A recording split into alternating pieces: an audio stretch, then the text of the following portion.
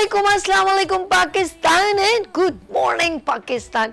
कैसे हैं आप लोग? और हमेशा की तरह देती हूँ दुआ, खुश रहें, आबाद रहें, अपनों के साथ रहें, एक दूसरे का ख्याल रखें और ख़ास तौर पे अपने वालिदैन का जो अल्लाह पाक का बहुत ही कीमती तोहफा है। इस दुआ के साथ मैं अपने morning show good morning with सभी का आगाज़ करती हूँ और कहती हूँ कि वो मेरा रब गफूरुर रहीम है जो दिलों के भेद बहुत ही बेहतर जानता है। और देखती आंखों सुनते कानों आपको सभी का सलाम। और अल्लाह बख्शे तारिक अजीज़ साहब को, वो हमेशा इस तरह अपना शो नीलाम घर का आगाज़ करते थे। जब भी कहती हूँ ना दिलों के भेद बहुत बेहतर जानते हो तो मुझे वो फ़ौरन याद आ जाते हैं। बहुत ही नफीस और ख़ूबसूरत इंसान, बहुत ही खूबसूरत अंदाज में एक ऐसे खूबसूरत प्रोग्राम उन्होंने एक बड़ा हमारा पाकिस्तान का PTV is a basic channel जो स्टार्ट हुआ था, पीटीवी नेशनल, उस पे वो नीलाम घर करते थे और वो अंदाज़ जो उनको था कि वो उनका कोई सानी नहीं था।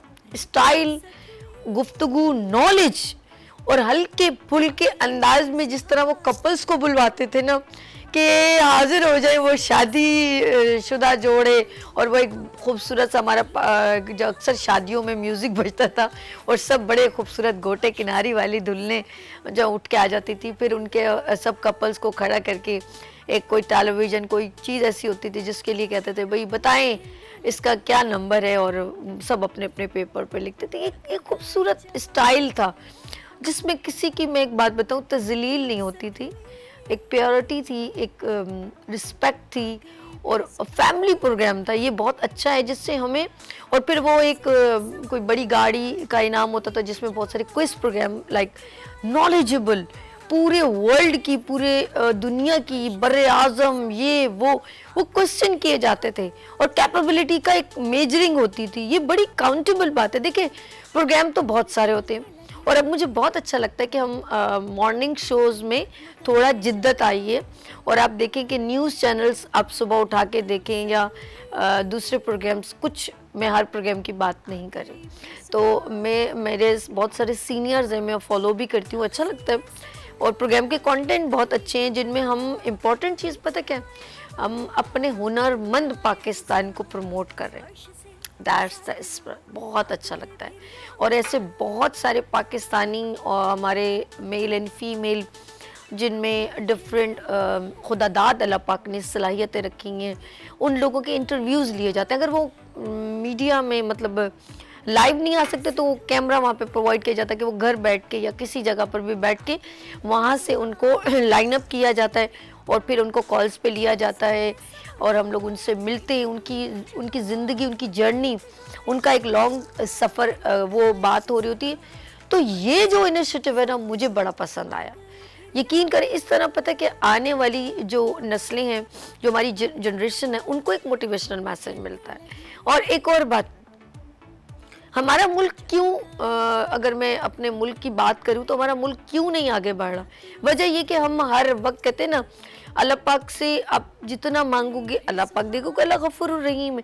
लेकिन इंसान की जब इंसान से मांगने की आदत पड़ जाए ना तो वो खुद कभी भी अपने ऊपर भरोसा नहीं करता, वो खुद कभी भी अपना काम नहीं करना जानता, क्योंकि उसको पता है कि मुझे यहाँ से मिल जाएगा।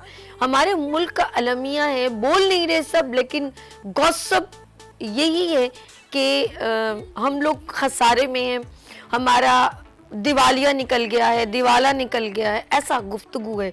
और ये बिज़नेस कम्युनिटी में मैं बैठी हूँ, मुझे ये पता चला है कि मुल्क खसारे में, रीज़न कोई सब्स्टिट्यूट, कोई लेने को तैयार नहीं है डिसीजन, बिकॉज के पहले अपनी कैपेबिलिटी, यकीन करें इंसान जब कहते ना खुद से हार जाए ना तो दुनिया तो वैसे ही हारा देती है, खुद से कभी नहीं हारना चाहिए। आपकी विल पावर जो है ना बड़ी स्ट्रॉन्ग होनी चाहिए, लेकिन हम लोग पता है कि हम खुद से हार रहे हैं। वजह ये कि हम डिपेंडेड हुए, वो दे दे वो दे दे वो दे दे। मैं एक जर्नली बात करेंगे, हमारे पाकिस्तान में जो भी हुकूमत आई है उसका कॉन्सेप्ट ये है कि मुझे दूसरा मुल्क दे दे, लेकिन जिस दिन ये सोच लें कि मैं खुद कुछ कर सकता हूँ, मेरा मुल्क कैपेबल है, अपनी वैल्यूज़ जान रहे, तो बाखुदा थोड़ा अरसा लगेगा, हम लोग इतने आगे हो जाएंगे कि हम लोगों की मदद करेंगे, लोगों को भीख नहीं देंगे, हम लोगों की हेल्पिंग हैंड बनेंगे। और एक वक्त आया था कि हम हेल्पिंग हैंड दूसरे मुल्क के बने थे। वंस अपॉन अ टाइम, ये बहुत बात करते हुए मुझे बड़ा प्राउड फील हो रहा है कि वंस अपॉन अ टाइम एक दफ़ा का जिक्र है कि हमने किसी और की भी मदद की थी। सरप्राइजिंग न्यूज़, शॉकिंग न्यूज़, यार वो दिन कब आया था? यस, हमारे पाकिस्तान ने मदद की थी। और आज हर वक्त दे दो दे दो दे दो दे दो, और आज हमारा बच्चा एक दूसरे से मांगने का कॉन्सेप्ट में चल रहा है। हम सब एक दूसरे से मांगने का कॉन्सेप्ट है। हम अपने बच्चों के अंदर ये पौधा, ये बीज नहीं उगा रहे कि सेल्फ मेड बनो बच्चों।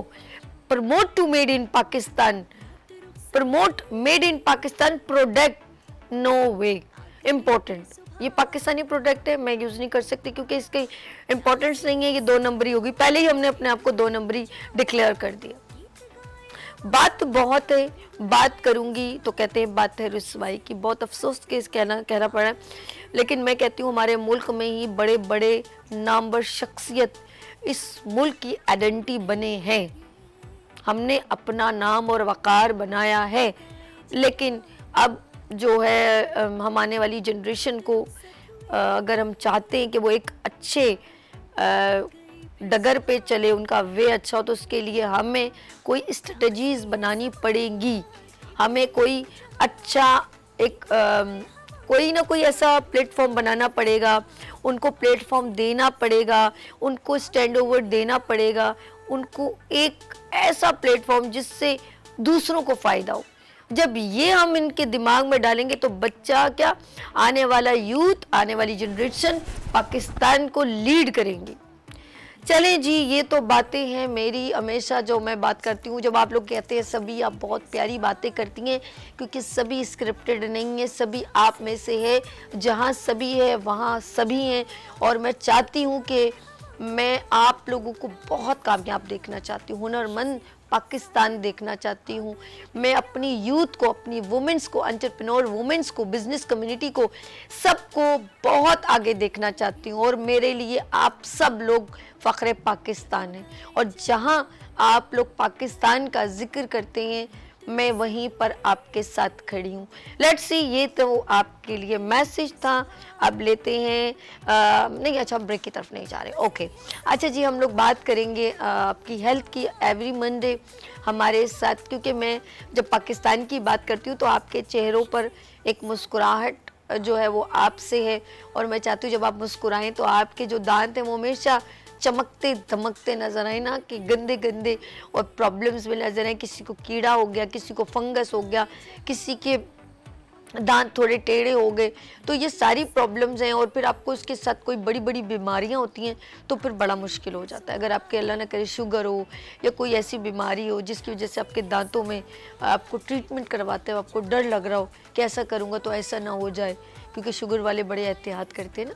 और फिर वो ख़वातीन या वो बच्चे बच्चियाँ जो अंडर 10 हैं या अंडर 15 है, तो उनको लोगों के साथ बैठते उठते एम्बैरसमेंट होती है, बिकॉज उनके दांत थोड़े से आगे होते हैं, तो वो हंसते मुस्कुराते हैं, उनको लोग छेड़ते हैं, बच्चे आपस में गॉसिप करते हैं, तो उनके कॉन्फिडेंस लैक होता है। तो हम इन पर बात करेंगे। सब कुछ हो सकता है, ऐसा पॉसिबल नहीं है कि नहीं हो सकता, सिर्फ आप लोगों को नॉलेज होना ज़रूरी है, आपको अवेयर होना ज़रूरी है। तो आज हम बात करेंगे आपके खूबसूरत दांतों की, और एवरी मंडे हमारे साथ बहुत ही सीनियर सर्जन्स होते हैं। तो आज देखते हैं वो टॉपिक क्या लेकर आए हैं दांतों से। इतनी सारी, मैं तो समझती थी बस दांत साफ होने चाहिए, कीड़ा लगता है, और मुझे नहीं कुछ पता था। रियली मैं सच कह रही हूँ, लेकिन मैं बड़ी वो हुई हूँ कि भाई मेरी भी नॉलेज में इजाफा हुआ है कि दांतों की is a lots of causes, problems जो रेलिवेंट हैं इतनी सारी हैं कि जिनको हम जैसे जैसे हम नॉलेज लेते जाते हम अवेयर होते जाते, और ये बहुत ज़रूरी है। लेट्स सी, हम लोग चलते हैं। यहाँ पर बहुत सीनियर डॉक्टर साहब मौजूद हैं। He is a dental surgeon, doctor Moiz Siddiqui साहब। अस्सलाम वालेकुम। वालेकुम अस्सलाम। कैसे हैं डॉक्टर साहब? अल्हम्दुलिल्लाह अल्हम्दुलिल्लाह। और स्टार्ट में ही बता दूं, डॉक्टर साहब जो है एक माशाल्लाह खूबसूरत डेंटल हॉस्पिटल रन कर रहे हैं और ये जेल चुरंगी के पास है। और सबसे इम्पोर्टेंट चीज़ ये है कि वैसे तो इनकी ऑफ कोर्स फ़ी है, लेकिन उन लोगों के लिए जो बिल्कुल अफोर्डेबल नहीं है या जिनके वालिद नहीं है या जिनके हस्बैंड नहीं है या कोई ऐसी उनका प्रोफाइल है, तो फिर वो उनके लिए बता देते हैं कि ये किस तरह आपको ट्रीटमेंट होगा। वो या तो बिल्कुल फ्री ऑफ कॉस्ट हो जाएगा या बहुत कम चार्जेस में होगा। इज इट क्लियर डॉक्टर साहब? ऐसे ही बिल्कुल ऐसे वो अपना प्रोफाइल डिस्कस करें और आप उनको फेवर देंगे। ऐसा ये स्टार्ट में इसलिए कह दिया, बहुत सारे लोगों ने अभी टीवी ऑन किया होगा। अच्छा जी, इनके बेटे भी यहाँ पर क्योंकि हॉस्पिटल रन करें, एक बंदा तो लीड नहीं करता, बहुत सारे। और अच्छी बात है, इनका पूरी फैमिली डॉक्टर्स है, इनकी वाइफ डेंटल सर्जन है, इनके बेटे, इनके डैड, उनकी बहू है, माशाल्लाह बड़ी अच्छी बात है कि सब मिल के लोगों को ट्रीट कर रहे हैं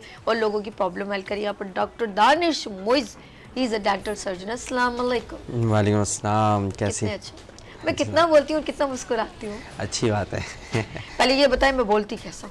आप अच्छा बोलती है, मैं भी कोशिश करता हूँ कैसे बोलना सीख जाऊँ। बस गया फिर तो ये लड़का। इनकी बेगम बर्दाश्त कर लेंगी, सोच रही हूँ। ऐसा नहीं हो कि भाभी फिर मुझे बोले ये क्या कर दिया आपने मेरे हस्बैंड को, मेरी प्यारी बहना।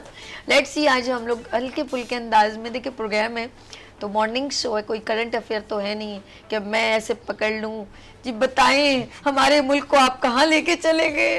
तो वो भी मैं प्रोग्राम करती हूँ तो मेरे अंदर एक अजीब सा एक इरिटेशन आ ही जाता है। लेट्स सी डॉक्टर साहब, बात करेंगे दांतों। क्या टॉपिक आप क्या डिस्कस करेंगे आज जो हम टॉपिक लाए ना, बेसिकली जो डेंटल का प्रॉब्लम ज़्यादातर जो होता है ना, डेंटल पेन होता है। अच्छा, दांत का दर्द। तो इंशाल्लाह भी डॉक्टर दानिश बताएंगे कि दांत का दर्द किस किस वजह से हो सकता है और कैसे होता है। तो फिर वो इंशाल्लाह डॉक्टर दानिश बताएंगे। डॉक्टर साहब, over to you, reason of pain. हाँ जी। अच्छा, अभी इसके अंदर मल्टीपल चीज़ें हैं, हम एक एक करके सारी डिस्कस करेंगे कि सबके लोगों के बहुत सारे सवाल होते हैं कि दांत में दर्द हो रहा है, किस वजह से हो रहा है। तो हम हर दांत के दर्द को जो है अलग अलग डिस्कस करेंगे और उसका क्या सॉल्यूशन हो सकता है वो भी डिस्कस करेंगे। सबसे पहले जो है हम अच्छा, स्टार्ट में ही पेपर रेडी है? बिल्कुल जी बिल्कुल, पेपर सबसे पहले रेडी है। ओके। सबसे पहले जो सबसे आम वजह है ना दांत में, वो है कीड़ा लग जाना। अच्छा, ये है सबसे मेन वजह। ये कीड़ा इस वजह से लगता है कि सबसे पहले ये कीड़ा जो है ना, जब छोटे बच्चे होते हैं ना 2, 3, 4 साल की एज में, जिसमें चीज़ें बहुत खाई जाती हैं, टॉफ़ीज़ वगैरह होती हैं, ऐसी चिपकने वाली चीज़ें होती हैं, तो वो जो चीज़ें जो हैं वो जाके दांत के ऊपर बैठ जाती हैं। ओके। और वो इतना छोटा बच्चा होता है, आपको तो पता है छोटा बच्चा तो कुछ भी नहीं बोल पाता। बस वो खाना खाता है, उसको भूख लगती है, खाना खाता है, बस फिर चुप हो जाता है वो। तो वो जो भी खाने की चीज़ें हैं, जो उसकी चीज़ें टॉफ़ीज़ वगैरह या कोई भी चीज़, वो जाके दांतों में चिपक जाती है, जिसकी वजह से ये जो एक छोटा सा ब्लैक कलर का जो हमें स्पॉट दिख रहा है, डेंटल केरीज, ये कीड़ा जो है लगना शुरू हो जाता है। तो हमने सबसे पहले कीड़े को हम वैसे तो सबको कीड़ा ही समझ में आता है, अगर हम इसको फंगस कहें तो नहीं, इसको हम डेंटल डिके कह लें तो ज्यादा अच्छा है। नहीं, मेरे ख्याल में कीड़ा ही कहें, क्योंकि आम लोग जो समझते हैं वो कीड़ा ही समझते हैं। हम मेडिकल टर्म शायद उनको समझ में कुछ लोगों को नहीं। इसको अगर दांत में कीड़ा लग रहा है जो कि चल रहा है, वही बिल्कुल सही है, इजी लैंग्वेज में समझ जी। में आ जाए। फंगस जो है वो दूसरी चीज होती है, वो फफूंद जो होती है ना, उसको फंगस कहते हैं। अच्छा, तो होता क्या है कि उस बच्चे के दांत में जो है ना कीड़ा लगना शुरू हो जाता है, और बच्चा होता है वो ब्रश तो कर नहीं पाता, तो इसलिए जो है हमने बच्चों को जो है, अब इस बात से मैं सब पेरेंट्स को एक मैसेज देना चाहता हूँ कि अपने छोटे बच्चे जो हैं उनको जितनी चीज़ खिलानी है खिलाएं, लेकिन एक वक्त बांध लें कि आधे घंटे तक या 1 घंटे तक इस बच्चे ने ये चीज़ खानी है, उसके बाद ब्रश करना है, उसके दांतों की सफाई करनी है, ताकि उसने जो भी चीज़ खाई है वो दांतों पे लगी ना रहे। कोशिश करें कि आधे घंटे का टाइम रखें, उसके बाद जो है बच्चे को ऐसी कोई चीज़ नहीं दें जो दांतों पे चिपकती है, क्योंकि हमने जब ब्रश से साफ़ कर लिया तो उसके दांत बिल्कुल क्लीन हो गए, उसमें किसी भी किस्म का कीड़ा नहीं लग सकता। लेकिन अगर हम फ़ौरन ब्रश करवाने के बाद थोड़ी देर बाद दोबारा, जैसे कुछ बच्चों की आदत होती है कि चलते फिरते खाते रहते हैं, जो चीज़ मिली ले लिया, उठा लिया और खा लिया, तो ये चीज़ से ज़रा बिल्कुल अपने बच्चे को रोकें, ऐसी आदत ना डालें। कीड़े लगने की सबसे एक यही वजह होती है कि हर थोड़ी थोड़ी देर बाद कुछ खाना जो जाके दांतों के अंदर फंस जाता है, और फिर उसकी वजह से कीड़ा लगता है। एक तो ये रीजन हो गया, और सेकंड एक हो गया ये डेंटल डिके हो गया। अब दूसरा जो होता है, ये पेपर यहाँ रखेंगे, यहाँ पर जब वो वाला पेपर यहाँ रखते हैं ताकि हमें ये क्लियर हो गया। ठीक है, नेक्स्ट हमारे पास कौन सी, अच्छा देखिए, वन रीजन ये है कि दांतों में कीड़ा लग रहा है। ये दर्द की बात हो रही है, दर्द की क्या क्या वजूहात हो सकती हैं। ये पहला है कीड़ा लगना, अब सेकंड दानिश, डॉक्टर अब दानिश दूसरा जो है ये पिक्चर, इस पिक्चर के अंदर हमें साफ वाज़े तौर पे दिख रहा है कि दांतों के साथ जो है कुछ जमा हुआ है, कुछ चिपका हुआ है। हाँ, ये उन लोगों की कंडीशन है, एक तो सब नहीं, कुछ और टाटर, जैसे हम टाटर भी कहते हैं। अच्छा, सब सिखा आप दिया अच्छा मुझे। तो सीख गए हैं, माशाल्लाह। डन हो गया जी, डन हो गया। अच्छा, तो ये जो कैलकुलस जो है ना, ये ब्रश तो हम हर कोई करता है, तो ये ऐसा कोई नहीं है कि जो ब्रश ना करता हो। ये ब्रश से इसकी सफाई नहीं होती। ये जो जमा हुआ है ना दांतों में, ये इतना हार्ड, और ये वही खाना है जो हम रूटीनली रोज जो खाते हैं, ये इतना हार्ड डिपॉजिट हो जाता है कि ये ब्रश से क्या, अगर कोई आप जोर से कोई चीज मारे ना तो ये उससे जाके टूटता है, जिसकी वजह से मसूड़ों से खून निकलना और ये शुरू हो जाता है। निकलवाने के लिए जाना पड़ता जी, है, इसको कभी-कभी। निकलवाने के लिए जो है डॉक्टर के पास जाना पड़ता है। तो अब हम दूसरी जो वजह है वो है डेंटल प्लाक या कैलकुलस, जिसे हम टाटर भी कहते हैं। इसकी वजह से जो है हमारा जो दर्द होता है, ये मसूड़ों के इन्फेक्शन का दर्द होता है। ओह माय गॉड, ये इसके अंदर जो है मसूड़े सारे सूज जाते हैं, स्वेलिंग हो जाती है, जिनमें से ब्रश करने पे ब्लीडिंग भी होती है। अच्छा, ये कंडीशन जो है ज़्यादातर हमारे जो 10 से 20 साल की उम्र के बीच के जो बच्चे जो होते हैं ना, ये उनके अंदर बहुत ज़्यादा होती है, क्योंकि उस वक्त जो है आपको पता है ग्रोथ हो रही होती है, बॉडी के अंदर काफ़ी चेंजेस आ रही होती हैं। तो उन चेंजेस की वजह से जो है फूड एक्यूमुलेशन जो है वो ज़्यादा डिपॉजिट होता है। बच्चे एक तो साफ़ नहीं रख पाते, उनका फोकस जो है सफाई के, दांतों की सफाई की तरफ नहीं होता। दूसरा, बॉडी के अंदर जो केमिकल चेंज हो रहे होते हैं, उसकी वजह से ये फूड इन्फेक्शन और ये इन्फेक्शन बहुत ज़्यादा होता है। तो उस एज के अंदर खुसूसी तौर पे अपने बच्चों को, जब बच्चा बोले कि ब्रश करने पे ब्लीडिंग हो रही है, या खुद बच्चे से पूछ लें, क्योंकि बच्चा तो बहुत छोटा है, उसे नहीं पता होता। अगर कोई 11, 12, 13 साल का बच्चा है तो उसे तो किसी चीज़ का कुछ नहीं पता होता। तो उस बच्चे को ब्लीडिंग हो रही होती है, डॉक्टर से जाके उसकी स्केलिंग ज़रूर करवाएं, वरना ये जो डेंटल पेन है, जिसको हम पेरिडोंटल पेन कहते हैं, ये पूरे एक दांत से लेके दूसरे दांत तक, मतलब 32 के 32 दांतों के अंदर ये दर्द होता है। अच्छा, ये हो गया हमारे पास सेकंड। ओके, ये पेपर यहाँ रख दें। अच्छा जी नाज़रीन, ये सेकंड जो इन्होंने बताया है, वो आप अगर खाना खाते जा रहे हैं और उसको साफ नहीं करे, क्लीन नहीं करे, तो वो जो खाना या फूड है वो आपके चिपकता जा रहा है, पान खा रहे हैं, ये खा रहे हैं, वो कर रहे हैं, और वो कुल्ली कर ली, बस इट्स ओके। वो फिर जाके आपके जो अंदर मसूड़े हैं उनमें भी इन्फेक्शन कर सकते हैं, जिसमें आपके सूजन आ सकती है, ब्लीडिंग हो सकती है, तो वो जाके आपके प्रॉब्लम क्रिएट कर सकते हैं। ये सेकेंड है, जिसकी वजह से फिर आपको दर्द होता है।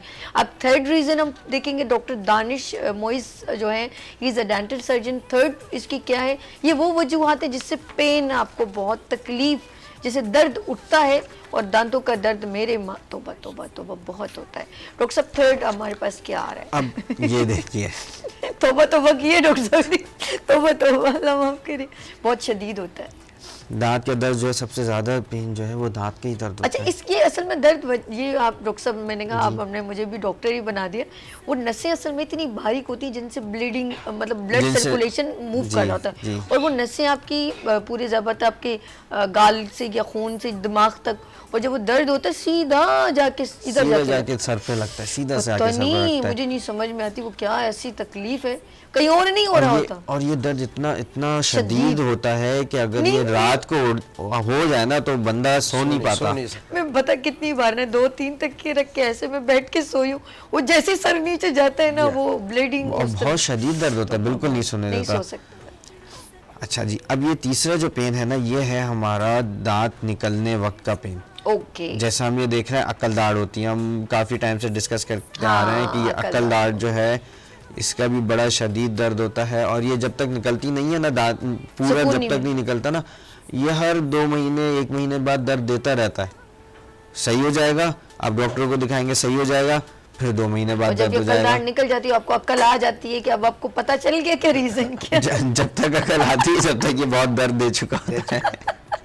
अच्छा, ठीक है। अच्छा, तो ये अक्लदार की बात कर रहे हैं हम कि ये ऊपर वाला है, ये नीचे वाला है। अच्छा, ज़्यादातर जो है ना, ये अक्ल दाढ़ जो है ना टेढ़ा आता है, ठीक है, और ये हमारा जो सेकंड मोलर है ना, इससे जाके बिल्कुल फंस जाता है। जैसे हम ये देख रहे हैं फंस गया, और ये बिल्कुल वाज़ेह तौर पे कि ये बिल्कुल हॉरिजॉन्टल लेटा हुआ आ रहा है, और ये जाके बिल्कुल आगे वाले दांत से जाके फंस गया। अब इसकी ग्रोथ, ये बाहर तो नहीं निकल सकता, लेकिन अब जब इसकी ग्रोथ होगी ना तो ये इसको हिट करेगा, और जब जब ग्रोथ होगी इसकी, ये बहुत शदीद जो है, बहुत सीवियर पेन करेगा।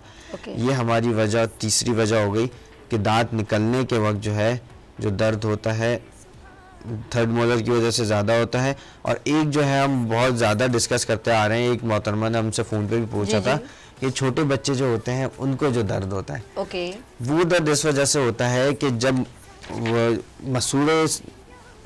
मसूड़े के अंदर से जब दांत निकल रहा होता है ना, तो मसूड़ों को चीर के फाड़ के जो है निकल रहा होता है। तो छोटे बच्चों को जो दर्द होता है वो दांत निकलने की वजह से दर्द होता है कि उसके मसूड़े उस जगह से हट रहे होते हैं और दांत नीचे सख्त होता है, वो हड्डी और उसके बीच में बार बार जाके टकराते हैं, जिसकी वजह से दर्द होता है।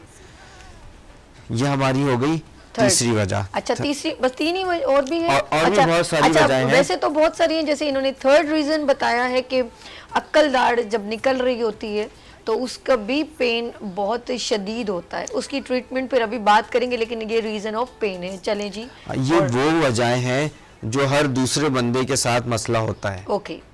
हर दूसरे बंदे का ये मसला होता है कि भाई मेरे या तो मसूड़ों से खून निकल रहा है, दर्द हो रहा है, या सबसे ज़्यादा एक मेन वजह ये होती है कि दांत में कीड़ा लग जाता है, जिसकी वजह से दर्द होता है। और तीसरा ये कि अक्ल दाढ़ आ रही होती है वो, और एक बहुत छोटे बच्चों में जैसे 6 महीने या 1 साल का बच्चा जो होता है, एक उसमें जो दर्द होता है। ये मेजर वो वजहें हैं जो हमने आज डिस्कस कर ली सारी। अच्छा डॉक्टर साहब ने, जिस तरह डॉक्टर दानिश ने हम क्योंकि आते ही टॉपिक डिस्कस हुआ है कि पेन ऑफ रीजन, कि दर्द की वजह क्या है दांतों में, एक अब हमने वजह तो हमने ऑफ कोर्स चंद बता दिए हैं, तो बहुत सारी हैं, लेकिन अब इसके बारे में ये बताएंगे कि अब हमारे से मिस्टेक क्या होती है।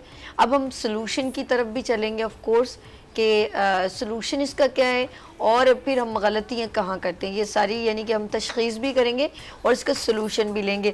डॉक्टर दानिश सिद्दीकी भी मेरे साथ मौजूद, डॉक्टर मोइज़ साहब भी मौजूद हैं। यहाँ लेंगे छोटी सी ब्रेक और मिलते हैं ब्रेक के बाद गुड मॉर्निंग विद सभी के साथ।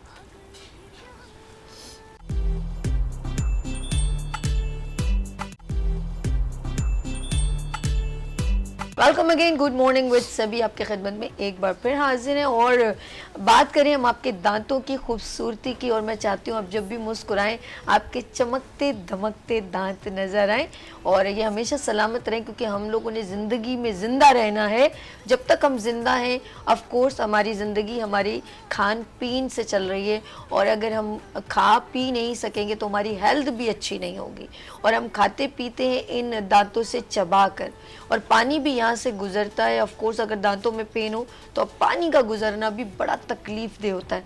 ठंडा गर्म जिससे हम कहते हैं ना अक्सर, ठंडा गर्म लगना, तो ये बड़ी तकलीफ दे का सबब। और आज हम सिर्फ पेन की बात करें, तकलीफ की बात करें, और रीज़न ऑफ यानी कि वजूहात क्या हैं कि हमारी कहाँ कहाँ हमसे ये पेन हमें हो जाता है, कभी कभी हमें भी नहीं मालूम होता। तो डॉक्टर साहब के पास चलते हैं, क्योंकि अभी तो मेरे पास 3 ऐसी रीज़न आई हैं।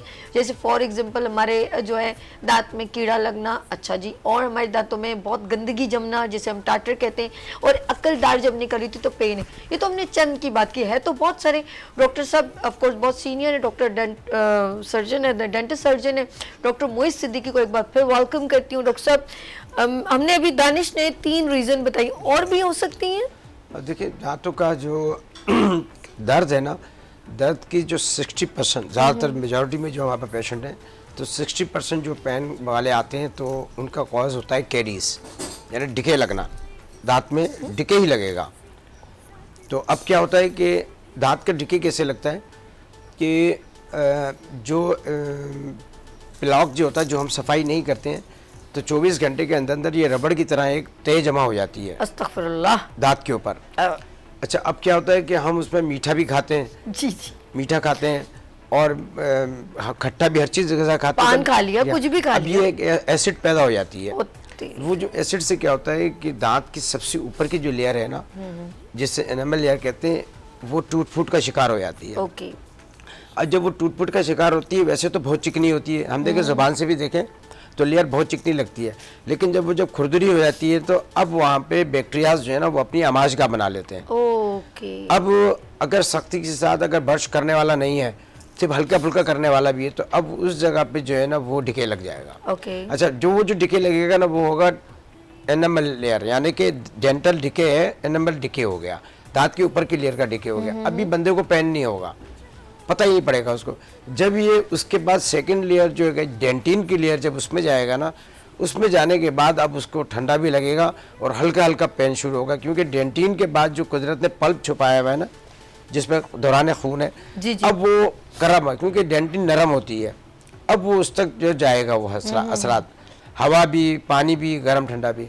अब वो जब डेंटिन वाला डेंटिन का डिके होगा ना, अब उसके बाद डेंजरस हो जाएगा, अब पेशेंट को पेन होगा। अब जब ये पेन होगा ना तो अब उसके बाद ये पल्प पे चला जाएगा। अच्छा, होता क्या है कि ये हमारे पास 60 से 70% हम कह सकते हैं जब हमें मरीज़ आते हैं दर्द वाले, वो कैरीज और डिके से ही आते हैं। बाकी उसके बाद जो है ना वो पेरोडेंटल प्रॉब्लम, जैसे डॉक्टर ने दानिश बताया, जब कैलकुलस ज़्यादा जमा हो जाता है, जिसे हम टार्टर कहते हैं, जी जी। जब वो टार्टर जब जाता है ना अंदर, तो वो मसूड़े को खोल के जाता है। जब टार्टर अंदर पहुंच जाता है तो अल्लाह ने दांत को पकड़ने के लिए, सपोर्ट के लिए बोन दी अंदर एक और। अब वो बोन घुलती है और ये कैलकुलस पैदा होता है, वो घुलती है, पैदा होता है। एक हद वो आती है कि जो दांत को पकड़ा हुआ था वो पूरी हड्डी घुल जाती है और थोड़ा सा नीचे रह जाता है। अब क्या होता है इसमें कि दांत हिलने लगते हैं। अच्छा, अब उसमें करना ये पड़ता है कि अब उसके बाद जो है हमने, इसलिए डॉक्टर दानिश ने भी, हमने भी ये बोला कि आप 6 माह से 1 साल तक अपने डॉक्टर को चेक कराएं, ताकि वो उसको जो टार्टर जमा हो गया उसको वो हटा दें और आपका दांत बच जाए। वरना ये तो दूसरा मतलब ये है कि वरना तो आपका डेंटल कैरीज से तो रूट कनाल होके दांत फिर भी महफूज रह सकता है, जी। लेकिन जो टार्टर की वजह से जो दांत में दर्द होता है जी, उसमें अगर तवज्जो नहीं दी तो फिर दांत की, क्योंकि उसमें हड्डी घुल रही है, ओए फिर वो दांत हिल जाएगा। ओके। अब दांत जब हिल जाएगा, दांतों में गैप हो जाएगा, तो फिर वो दांत आप कितना भी ट्रीटमेंट ले लेंगे ना, तो वो मतलब उसका जो है मतलब ये सब्स्टिट्यूट अब यहाँ इतना सर्वाइव अब नहीं कर पाएगा इतना पहले नॉर्मल कर रहा था वो। तो इसलिए जो है ना हर 6 माह से 1 साल में डॉक्टर को दिखाएं, ये कैरीज का अमल भी रुक जाए और सफाई। अच्छा, मेन इसकी वजह यही है कि हम लोग जो ट्वाइस अ डे ब्रश नहीं करते, और अगर 12 घंटे के बाद एक ब्रश कर लें या 10 घंटे के बाद, सुबह अगर हम 6-7 बजे करते हैं, रात को 9-10 बजे कर लें ब्रश एक, तो इंशाल्लाह फिर ये डिके भी नहीं लगेगा और ये पेरोडेंटल जो है प्रॉब्लम जिसमें कैलकुलस का, ये भी नहीं होगा इंशाल्लाह। बेशक। और मैं एक बात कहूँ कसम से, जिसको 5 वक्त वजू करने की आदत हो और 5 वक्त मिसवाक करने की आदत हो, मैं गारंटी से कहती हूँ उसके दांतों में कोई तकलीफ नहीं हो सकती। बस ये अल्लाह पाक की तरफ से मैं कहूँगी, वैसे तो हमारे लिए सुन्नत है, फ़र्ज़ तो नहीं है, लेकिन इसके फ़ायदे और अफादियत बहुत है और आपके दांतों में एक अलग सी चमक नज़र आएगी और शायद किसी और से भी ना नज़र आए। ब्रश किया करें, क्योंकि ब्रश जो है वो अंदर की तरफ लगाने में, जो दांतों के अंदर की क्लीनिंग है, वो आपके दांतों में जो कुछ फंसा है वो है, लेकिन मिसवाक एक अलग सी अफादियत रखती है। तो लेट्स सी हम चलते हैं दानिश की तरफ, और दानिश साहब जो है 3 रीजंस तो बता चुके हैं, मजीद रोशनी जो है डॉक्टर मोइज सिद्दीकी साहब ने डाली है। दानिश, ओवर टू यू, आपके पास अब क्या है? जी, अब मेरे पास जो है ना इस पिक्चर के अंदर जो है, हमने जो भी कैलकुलस की बात कर रहे हैं, इस पिक्चर के अंदर सारी इसके रीजन जो हैं वाजे हो जाते हैं, बिल्कुल वाजे हो जाते हैं कि ये देखें, शुरू में जो है दांत सही था, इसके अंदर जो है कैलकुलस जो प्लाक जो होता है, जैसे हम ब्रश करते हैं ना तो हम खुद महसूस करें कि दांत के ऊपर एक लेयर बन जाती है, वो हमारी प्रोटेक्टिव लेयर होती है। अब वो लेयर जो है वो टूथपेस्ट की वजह से बनती है, जो हमारे दांतों को कहते हैं ना कि ये टूथपेस्ट जो है 24 घंटे प्रोटेक्ट करेगा, 12 घंटे प्रोटेक्ट करेगा, वो बिल्कुल इस तरह करता है कि वो दांतों के ऊपर एक लेयर बना देता है। लेकिन वो लेयर प्रोटेक्ट तो करती है, लेकिन कुछ टाइम बाद हमने दोबारा ब्रश करना होता है कि वो लेयर के अंदर जो भी बैक्टीरियाज जमा हुए हैं वो हट जाएं और एक नई लेयर आ जाए। लेकिन ज़्यादातर लोग जो हैं दोबारा ब्रश अपना, जैसे रात को ब्रश नहीं कर पाते, उसके अंदर फिर ये होता है कि प्लाक जो है वो जमा हो जाता है। प्लाक जो होता है एक वाइट कलर की लेयर होती है, जिसके अंदर हमारी बैक्टीरियाज की बेशुमार कॉलोनीज़ बनी हुई होती हैं, करोड़ों अरबों किस्म के जो हैं उसके अंदर बैक्टीरियाज जो हैं जमा हो जाते हैं। फिर जो है वो बैक्टीरिया जो है, जब जो भी हम खाना खाते हैं उसमें से मिनरल्स, उसमें से हर चीज़ जो भी उनको ज़रूरत ही होती है वो ले लेते हैं और उस लेयर के अंदर डिपॉज़िट कर लेते हैं। अब ये देखें, जब वो उसके अंदर डिपॉज़िट कर लेते हैं ना, तो फिर इस तरह कैलकुलस बनना शुरू हो जाता है जिसे हम टार्टर कहते हैं। फिर ये कैलकुलस जो है और बढ़ता है और दांत की पॉकेट की तरफ, नीचे की तरफ ये जाता है। ओके। ये कैलकुलस जो है दांत के नीचे की तरफ बढ़ता जाता है, जैसा अभी डॉक्टर मोइज़ ने बताया कि हड्डी जो है फिर घुलना शुरू हो जाती है, जैसे इसमें हमें वाज़े तौर पे दिख रहा है। कैलकुलस बढ़ रहा है और हड्डी यहाँ से घुल रही है। अच्छा, हड्डी इस वजह से घुल रही है कि इस कैलकुलस के अंदर बैक्टीरियाज हैं। ओके। बैक्टीरिया जो है वो इन्फेक्शन कर रहा है, जिस इन्फेक्शन के अगेंस्ट जो है हमारा जिंजिवा और बोन जो है फाइट करते रहते हैं और फिर वो थक जाता है। ओके। जैसे आपने बहुत बार सुना होगा कि भाई पेशेंट आके हमें बताता है कि मेरे 2 साल से ब्रश करता था मैं, खून निकलता था। हमने वो आजकल जो टोटके होते हैं वो तेल होता है, कोई सरसों का तेल, उसके अंदर नमक डाल के लगा लिया, फिटकरी से वो कुल्लियाँ करने लगे, पता नहीं क्या क्या। ये बहुत डेंजरस है, ये बहुत बड़ी गलती है। फिटकरी से प्लीज ऐसा मत करें, उससे मसूड़े अपनी जगह छोड़ देते हैं। उससे बिल्कुल, ये मसूड़ा जो है ना हेल्दी होता है। देखिए मुझे भी इसका, क्योंकि ये थोड़ी केमिस्ट्री मेडिकल की है ना, तो मालूम है ये बेवकूफ़ी। कुछ लोग तो चेहरे पे फिटकरी, पानी में वो डिफरेंट होम रेमेडी के चक्कर में, क्योंकि उनको उसकी वो नहीं मालूम ना, मेजरिंग नहीं मालूम, उसका केमिस्ट्री कितना डालना है, उसकी क्वांटिटी जो है वो बहुत मैटर करती है। और उसकी वो नहीं मालूम कि उसके फायदे नुकसान भी मालूम होने चाहिए। देखिए कुछ चीज़ों के फायदे हैं, कुछ चीज़ों के नुकसान भी उसके साथ ही है ना। अब ये जो हम जितने भी केमिकल्स, आपकी बात से हाँ, एक बात केमिकल है, निकलती है, हाँ, ये जितने भी केमिकल्स यूज करते हैं ना, इसके जो नुकसानात हैं उनको बचने के लिए हमें फिर कुछ और भी यूज करना पड़ता है। पता क्या, वो ब्लीचिंग हम ब्लीच लगाते हैं, ब्लीच में केमिकल है, वो मरकरी या जो भी व्हाटएवर, वो क्वांटिटी से मिलाते हैं। अब इस कुछ लोगों के स्किन पे रैशेस हो जाते हैं। अब वो हम लोगों को क्या करते हैं, जब होम रेमेडी में कुछ होती है, एक चुटकी वो मीठा सोडा डाल दे। अब वो मतलब उसके लिए होता है काटने के लिए, कुछ भी है, कलाई साफ करने। अब वो किसी ने जज्बाती ज्यादा डाल दी, क्योंकि ज्यादा स्किन, ये नहीं पता उसके नुकसान स्किन पे आप लगा रहे हो।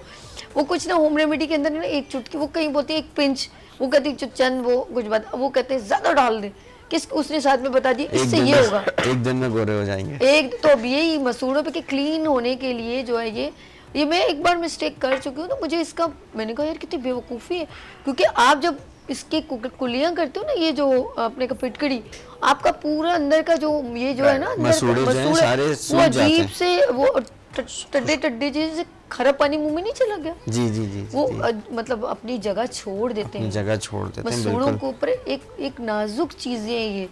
अब कोई लोहा मार दिया, कोई सेफ्टी पिन मार दी, गोश्त निकाल रहे हैं, अरे मेरे खुदाया आप लोग क्या कर रहे हो। तो अल्लाह पाक ने ये कुदरती चीज़ें दी है, इसकी कदर करें, और नहीं करेंगे तो ये हमसे अल्लाह पाक छीन लेगा। और आप ये बहुत बड़ी नेमत है, इसका कोई बदल नहीं है। हम करते हैं ना, रोज़ पेशेंट करते हैं, तो इसका कोई बदल नहीं है। जो असली दांत, जो कुदरती दांत जो है, इसका कोई बदल नहीं है। बल्कि मैं ये कहूँगी, मेरे भाई बिल्कुल ठीक कह रहे हैं, बल्कि अल्लाह पाक की सारी नेमतें जो कुदरती हमें मिली है, मयस्सर है, बाल, आंखें, ज़बान, हम लोगों का हार्ट, अल्लाह जब हार्ट ट्रांसप्लांट की बात करते हैं, मैं मतलब अल्लाह पाक सबको सेहत वाली ज़िंदगी दे। कोई भी आपके अंदर ऑर्गन जब चेंज किया जाता है, किडनी, डायलिसिस, तो खुदा ने जो नेमतें दी हैं उसकी कदर जाने, वरना जब आपको ये चीज़ें ओरिजिनलिटी, कुदरती चीज़ें हटती हैं और आर्टिफिशियल लगती हैं, फिर आपको पता जाता है कि ये खुदा ने जो नेमत दी थी उसकी हमने कदर क्यों नहीं की। ऐसा ही है। बिल्कुल जी। आज इसलिए कहते हैं कि वो प्रिवेंशन जो होती है ज़्यादा अच्छी होती है, क्योर से बेहतर होती है। कि आप पहले ही अपने हर चीज़ को पहले ही प्रिवेंट कर लें, बचा लें। बिल्कुल। चलिए जी, हम आगे चलते हैं डॉक्टर साहब जी। अच्छा जी, तो इस स्टेज के बाद जब हमारा ये वाला स्टेज आता है ना, अब देखें इसके अंदर मसूड़ों ने जगह छोड़ दी है। मसूड़े बिल्कुल लाल हो गए हैं, सूज चुके हैं, और इस वक्त जो है ब्रश करने पे ब्लीडिंग भी होती है, या सुबह जब उठता है पेशेंट तो उसके मुंह के अंदर ब्लड जमा हुआ होता है। तो इस कंडीशन के अंदर जो है ये सारा ब्लीडिंग वाला मसला शुरू हो जाता है। उसके बाद आप इस वाली स्टेज में देखें, जो बोन इसके अंदर थी, इसके अंदर बिल्कुल ख़त्म हो गई है। अच्छा, मेरा एक उन लोगों के लिए बहुत खुसूसी ये मैसेज है जो लोग कहते हैं ना कि स्केलिंग से दांत कमज़ोर हो जाते हैं। तो भाई जब आप इस स्टेज में दांतों को ले आते हैं ना, और आपका कैलकुलस जब भरा हुआ होता है दांतों के अंदर, मैं आपको एक और पिक्चर दिखाता हूँ, मेरे पास यही है वो पिक्चर।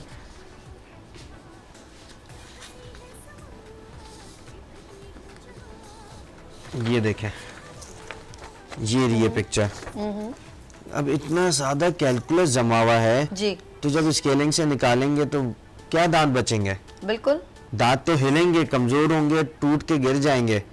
तो हम अपनी पिक्चर पे वापस आते हैं जिस पे हम डिस्कस कर रहे थे कि इस कंडीशन के अंदर आकर, इस स्टेज में आके जब स्केलिंग होगी, स्केलिंग तो सफाई करना तो ज़रूरी है, वरना ये ऐसे ऐसे करते करते ये दांत बिल्कुल झड़ के गिर जाते हैं। Okay. और आपको एक मज़े की बात बताऊं, इस कंडीशन के अंदर दांत पूरा हिल रहा होता है, इधर जा रहा होता है, इधर जा रहा होता है, कुछ चबा नहीं सकते, बात नहीं कर सकते, कुछ पानी भी नहीं पी सकते, पानी पीने तक में वो हिलता है। तो इस कंडीशन के अंदर आके जो है जब स्केलिंग करवाएंगे तो दांत तो कमज़ोर होंगे। बिल्कुल। तो जो हम बात कर रहे हैं ना प्रिवेंशन की, प्रिवेंशन इधर से शुरू होती है कि जब आपका थोड़ा सा कैलकुलस जमा हुआ है, जो कि नॉर्मली जो है 6 महीने से 8 महीने, 10 महीने या 1 साल, 6 महीने से 1 साल की रेंज होती है, उसके अंदर जाके कैलकुलस डिपॉजिट हो जाता है। मेरे भी होता है, आपके, आप सबके होता है। इस स्टेज में जो है इस टाइम के अंदर डॉक्टर से जाके प्रॉपर स्केलिंग करवा लें। ओके। स्केलिंग करवाने से है जो है बिल्कुल नॉर्मल हेल्दी हो जाएगा जिंजवा, बोन और दांत।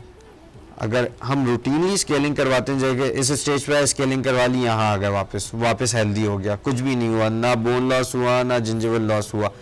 तो इसलिए कहते हैं कि अपने डॉक्टर को हर 6 महीने बाद ज़रूर दिखाएं, ताकि अगर स्केलिंग की ज़रूरत है तो डॉक्टर स्केलिंग कर दे और हम इस स्टेज पे वापस आ जाएं। अच्छा, इस स्टेज पे जब हम वापस आ जाते हैं ना, तो फिर आपने देखा ना लोगों के दांत ज़िंदगी भर चलते हैं। बहुत से लोग होते हैं, हम कहते हैं ना कि पहले बुजुर्ग होते थे, वो उनके दांत बहुत अच्छे होते थे, भाई वो अपने दांतों की सफाई का ख्याल भी रखते थे। उनके पास घर के अंदर इतने सारे जड़ी बूटियाँ होती थी, ऐसी चीज़ें होती थी, उन्हें हर चीज़ के इल्म होता था। एक ये जो टोटके जो होते हैं ना, जो जड़ी बूटियाँ होती हैं, ये काम की होती हैं। ये जो हमारी जो दवाइयाँ आई हैं, इनके तो दवाइयों का एडवांटेज भी होता है, डिसएडवांटेज भी होता है। Okay. लेकिन ये जड़ी बूटियाँ जो होती हैं, इनके फ़ायदे होते हैं। जैसे हम मिसवाक की बात कर रहे हैं, 70 फ़वाइद होते हैं, इसके अलावा पता नहीं कितने होते हैं उसके, जिसका हमें इल्म ही नहीं है। तो भाई आप सबको ये एक बहुत बड़ा मैसेज है कि इस स्टेज पे आने के बाद अगर स्केलिंग करवा ली जाए तो आपके दांत ज़िंदगी भर आपका साथ देंगे इंशाल्लाह। ज़बरदस्त। अच्छा, ये हम लोग सोल्यूशन की तरफ जा रहे हैं आहिस्ता आहिस्ता।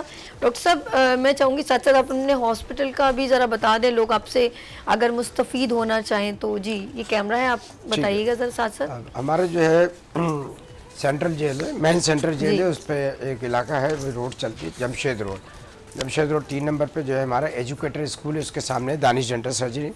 तो इंशाल्लाह जिसको कोई प्रॉब्लम है, और जैसे बता चुके हैं आप पहले के, अगर किसी के पास बिल्कुल ही नहीं है, उसके वो इलाज भी नहीं करवा सकता है, तो हम कॉस्मेटिक के अलावा अगर उसका कोई ऐसा ट्रीटमेंट है वो तो हम बिल्कुल वो फ्री भी कर सकते हैं। कॉस्मेटिक में बेसिकली ऐसी होता है कि कुछ चीज़ें बाहर से लेनी पड़ती हैं, तो उसमें भी हम कम से कम करके इंशाल्लाह आपको मायूस नहीं करेंगे।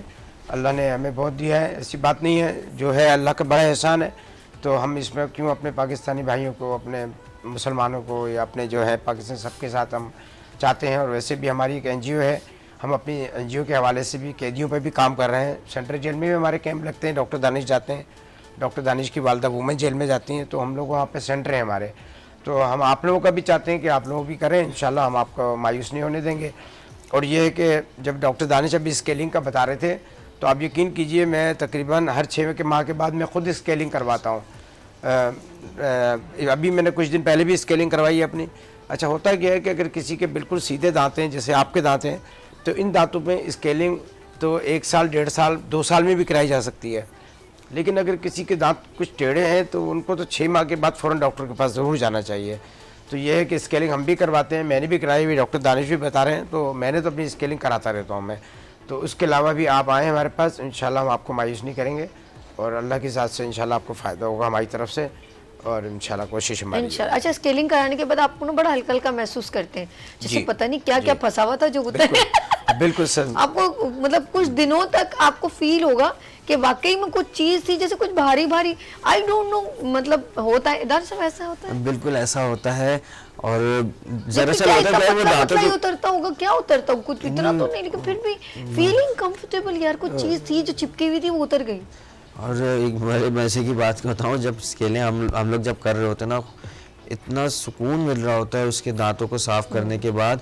लग रहा होता है कि एक कचरा जमा था यहाँ जिसको हमने बिल्कुल साफ कर दिया। बस हमें भी इतने सुकून मिलता होता है, हमें भी हाँ सुकून मिल रहा होता है। अच्छा बिल्कुल, डॉक्टर पेशेंट साहब, को नहीं हमारा जो मिलता है। ये वाला प्रोग्राम सेगमेंट बड़ा मजेदार होता है। मैं डॉक्टर्स के साथ भी इस तरह प्रोग्राम करती हूँ हल्के फुल्के अंदाज में, ताकि आपको समझ में भी आ जाए। तो यहाँ पर हम एंड करते हैं और ये सेगमेंट हेल्थ का यहाँ खत्म होता है। जाते जाते इनसे छोटा छोटा मैसेज ले लेते हैं। दानिश, सबसे पहले आप दे दें अपने नाजरीन को।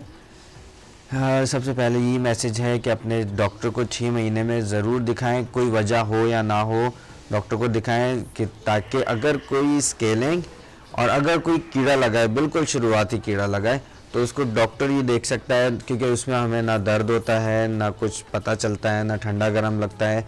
तो अपने डॉक्टर को 6 महीने के अंदर एक रूटीन चेकअप ज़रूर करवाएं, ताकि अगर कोई भी बड़ा मसला होने वाला हो उससे पहले ही रोक लिया जाए। ओके, हम डॉक्टर साहब, डॉक्टर मोइस सिद्दीकी साहब के पास चलते हैं। Is a dental surgeon. Last message उन्हीं से ले लेते हैं। जी डॉक्टर साहब।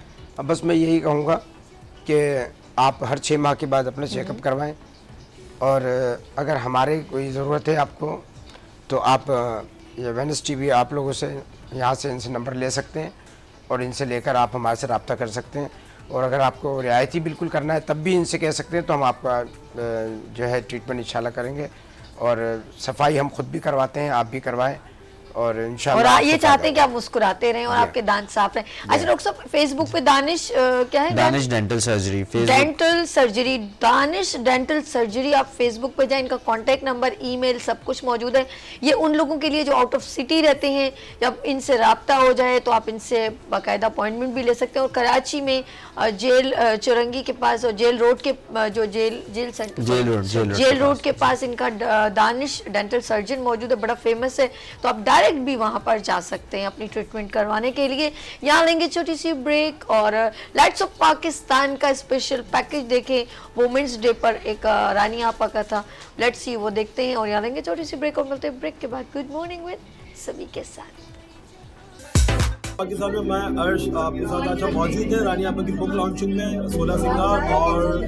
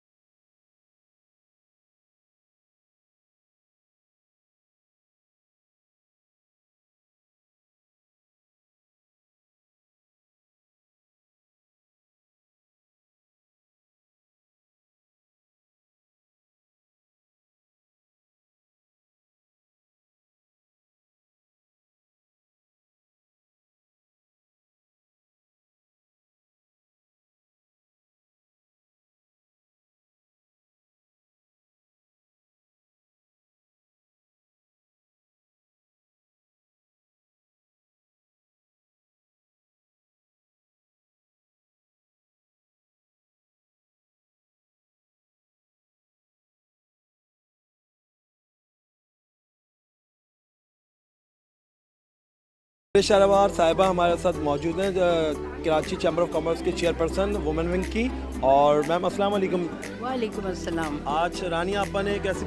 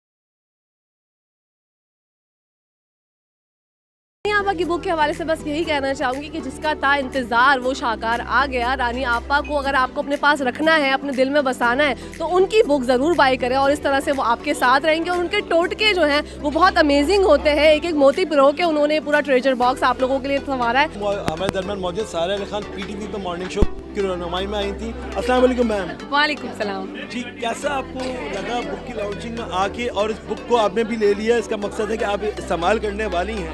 यकीनन मैं इस्तेमाल करने वाली हूँ क्योंकि आप तकरीबन डेली मेरे शो में आती हैं मॉर्निंग एट पीटीवी नेशनल पे, तो वहाँ पर भी बहुत सारे टोटके बताती है। लेकिन खुशी की बात यह है कि इस जदीद दौर में जहाँ सोशल मीडिया इतनी फास्ट जा रही है, वहाँ पर बुक लॉन्च करना एक बहुत बड़ी नेमत है कि आप किसी तरीके से भी इसमें टच में रहेंगे। आपको जब ज़रूरत होगी, क्योंकि कभी लाइट का मसला होता है, कोई इशू होता है, आप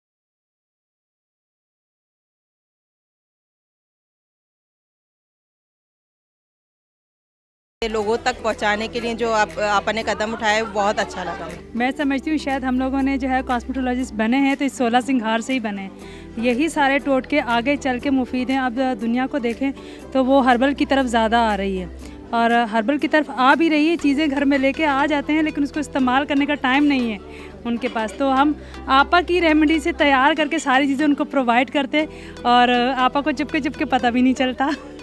तो मैं बहुत खुश हूँ कि आपा की 16 सिंगार बुक जो है वो बहुत मुफीद और कारआमद है। अगर उसका हम सही तौर पर इस्तेमाल करें तो मैं समझती हूँ कि किसी क्लिनिक में जाने की ज़रूरत नहीं है। रानी आपा के साहबजादे और जो है और इस बुक के अंदर इनका भी थोड़ा सा किरदार है, इनसे गुफ्तगू करते हैं। अस्सलाम वालेकुम। वालेकुम अस्सलाम। कैसे? अब मैं आपसे ये पूछूंगी किताब के हवाले से। अपना किताब में तो आपने ही लिखत पहले आपने की होगी, फिर उसके बाद आगे प्रिंटिंग में गई है। अल्हम्दुलिल्लाह। तो इस किताब से लोगों को क्या फ़ायदा हो सकता है? अब ये बताइए। सबसे पहला तो इसमें वो सारे अमराज मौजूद हैं जो जनरल लोगों में हो जाते हैं, नज़ला, खांसी, बुखार। तो वो ऐसी चीज़ें हैं जिसके लिए आपको किसी ज़रूरत नहीं है डॉक्टर के पास जाने की। तो आप घर बैठे इस सब हर चीज़ का इलाज कर सकते हैं जी वो, क्योंकि अल्लाह के हुक्म से असल में इसमें सर से पैर तक हर चीज़ का इलाज मौजूद है। और वो चीज़ें हैं जो आपके घर में मौजूद होंगी, तो इसलिए कोई ज़रूरत नहीं होगी आपको बाहर जाने की या कोई टेंशन लेने की। तो इसी से अल्लाह के हुक्म से आपके सारे मसले हल हो जाएंगे। चलें, प्रोफेसर डॉक्टर साजिदा परवीन साहिबा हमारे दरमियान में मौजूद हैं और एक सीनियर एंकर पर्सन है। और मैं इनसे इस बुक के हवाले से पूछूंगा। बताइए रानी आपा की बुक के हवाले से, 16 सिंगार के हवाले से क्या कहेंगे आप? देखिए, ये बुक जो है वो वही तमाम जड़ी बूटियाँ जिनको हम अपने बावर्ची खाने में इग्नोर कर देते हैं।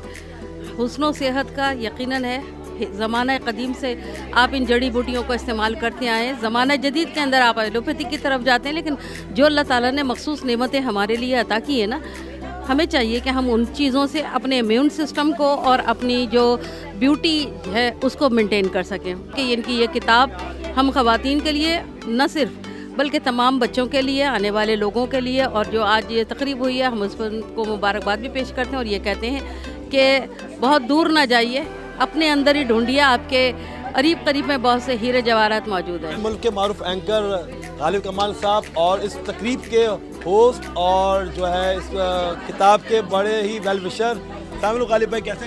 वालेकुम अस्सलाम। सबसे पहले तो बहुत बहुत आपका मैं शुक्रिया अदा करूंगा क्योंकि आपके चैनल को देखा जाता है and you are one of the most dynamic anchors. बड़ी बात तो ये है कि ये किताब एक ख़जाना है और हमें क्वालिटेटिव लाइफ गुजारनी चाहिए। अल्हम्दुलिल्लाह जब से मैं ये तमाम हर्बल चीज़ें और वो तमाम चीज़ें अपने लिए इस्तेमाल कर रहा हूँ जो देसी टोटके हैं, तो मुझे ज़्यादा से ज़्यादा फ़ायदा हो रहा है। और ये फ़ायदा इस वजह से मैं इसको इंडोर्स करता हूँ कि at this particular age also I feel the same.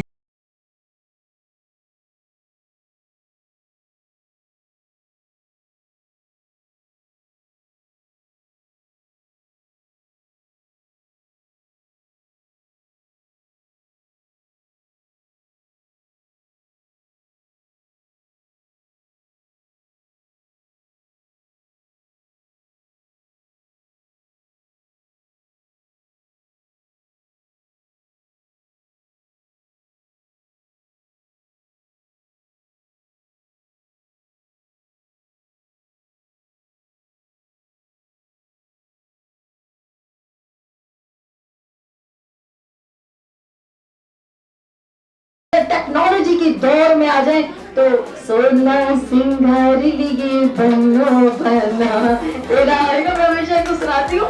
तो अपने 16 सिंगार अगर आपने मेंटेन करने हो और हमेशा माँ अम्मा की तरह, रानी आपा की तरह जमा नजर आना है, तो देन आपको ये अपनी बुक अपने पास ऑलवेज रखनी है। Love you and thank you so much.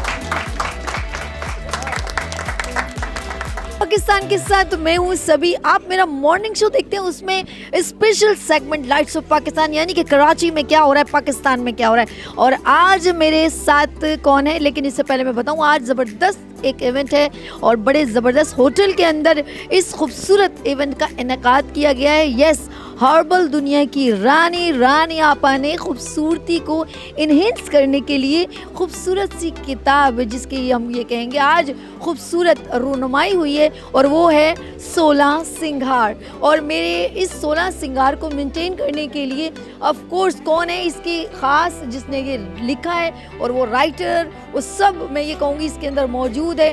तो ये खूबसूरत नुस्खे किसके हैं, वो है हर्बल दुनिया की रानी आपा मेरे साथ मौजूद है। अस्सलाम वालेकुम। वालेकुम अस्सलाम। कैसी हैं आपा? अल्हम्दुलिल्लाह बिल्कुल ठीक हूँ जी गुड़िया। आपा इसको इतनी देर से लॉन्च क्यों किया? एक्चुअली आपको पता है कि मैं मॉर्निंग शोज करती हूँ, डेली किसी न किसी चैनल पे रहती हूँ और कोई ना कोई आपके लिए, आपके घर के लिए, आपके बच्चों के लिए मुफीद बातें बताती रहती हूँ। अब जब मैं कोई भी प्रोग्राम करके आती हूँ तो सुबह से लेकर रात तक और रात से लेकर अगली सुबह तक मेरे पास फ़ोन कॉल्स का सिलसिला रहता है कि प्लीज़ वो टिप रिपीट कर दें प्लीज़। अगले दिन दूसरा हो जाता है, अब वो दूसरे के बजाय पहले वाले के आ रहे होते हैं और फिर मैं वो भी नहीं कर पाती थी। तो मेरे अपने बच्चों ने, चाहने वालों ने, मोहब्बत करने वालों ने मशवरा दिया कि अम्मी आप जो कुछ बताती हैं वो अवामुन नास की फ़लाह और बहबूद के लिए बताती हैं, उनकी हुस्न सेहत के लिए बताती हैं। तो आप उसको एक किताब में मुंतकिल कर दीजिए। किताब एक ऐसा सरमाया है जो हर घर में होना चाहिए। जो घर किताब की दौलत से मालामाल नहीं, आप यकीन करें वो घर बहुत गरीब है। इल्म की दौलत से मालामाल ये किताब एक ऐसे मुफीद ख़जानों से भरा हुआ है कि हर घर की ज़रूरत है। बच्चा, बूढ़ा, जवान, मर्द, औरत इससे इस्तिफ़ादा हासिल कर सके। इसमें मैंने वो बातें बताई हैं जो आपको बिल्कुल नहीं पता। मसलन आपके घर में कोई बहुत शख्स डिप्रेशन का मरीज़ है, हाई ब्लड प्रेशर का मरीज़ है, यानी बुलंद फशार खून का मरीज़ है, ऐसे लोगों को खुदा न खास्ता बहुत जल्दी फालिज का अटैक हो जाता है। तो आपके घर में वो फ़र्द, आपके घर का अपना प्यारा फ़र्द है, वो मौजूद है, और अगर खुदा न खास्ता वो इस सूरत हाल से उस वक्त 2-4 हो रहा है, तो अगर आपने कभी मेरी किताब आपकी नज़र से गुजरी हो तो उस वक्त फालिज के हमले से कैसे महफूज रहा जा सकता है। वो एक मामूली सा टोटका मैं आपको बता रही हूँ, जिसको ये अटैक हो रहा हो उसको आप एक पिन चुभो दीजिए, जस्ट एक पिन, और उसका वो फालिज का हमला ख़त्म हो जाएगा। यानी कि मैं ये कह सकती हूँ इस बुक के बारे में कि ये चलता फिरता डॉक्टर आपके पास होना चाहिए। न्यू टेक्नोलॉजी में अगर हम अपनी दादी नानी के नुस्खे उस ज़माने में जो यूज़ करते थे, अगर हम इस दौर की बात करें तो हर्बल दुनिया की रानी एक ऐसी टेक्नोलॉजी है जो इंटरनल एक्सटर्नल यानी कि न्यू बॉर्न बेबी से लेके एक 60 या 80 120 साल के लोगों के लिए हर्बल होम रेमेडीज़ हमारी इस बुक में है 16 सिंगार में। थैंक यू रानिया, बहुत शुक्रिया, बहुत शुक्रिया, बहुत शुक्रिया। माशाल्लाह से तमाम लोगों ने अपने कमेंट्स दिए, बहुत सारी बातें की, रानी आपस से प्यार का इजहार किया, और इस बुक के हवाले से बहुत सारे लोगों ने अच्छी अच्छी बातें बताई कि बुक कितनी ज़रूरी है। इस किताब को पढ़ने से आपके मसाइल और एक तो उर्दू अच्छी हो जाएगी, फिर आपकी सेहत अच्छी हो जाएगी। रानी आपा की इस मौक़िफ़ को, इस एजेंडे को हम बहुत सारी तहसील पेश करते हैं। अल्लाह ताला इसकी कामयाबी और बरकत। आप हमें कॉन्टैक्ट कर सकते हैं 0315-824-8704 और लाइट्स ऑफ पाकिस्तान में हम आपसे मुलाकात करेंगे। आपके कॉल के ऊपर हम आपसे कनेक्ट रहेंगे, आपकी तकरीबात को हम प्रेजेंट कराएंगे अपने मॉर्निंग शो में। अपना ख्याल रखिए, दुआ में याद रखिए।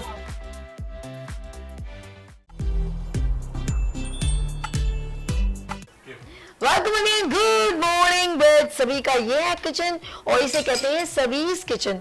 और मेरे साथ मौजूद है कौन जी, मैं नहीं बताना चाह रही क्योंकि बहुत सीनियर हैं और बहुत बड़े हैं, सोचती हूँ उनके लिए क्या अल्फाज इस्तेमाल करूँ। और पाकिस्तान में ऐसे बहुत टैलेंटेड लोग हैं जो बहुत खूबसूरत अंदाज में खाने पीने की चीज़ों को बनाते हैं, और बहुत क्रिएटिव माइंड है और क्रिएशन करते हैं डिशेस में। और जब हम उनके खाने मज़े ले लेके खाते तो दिल करता है कि हम घर में भी बनाएं। तो मैं सोच रही थी अब उनके घर जाने से बेहतर हम उनको यहाँ पे बुलवा लें।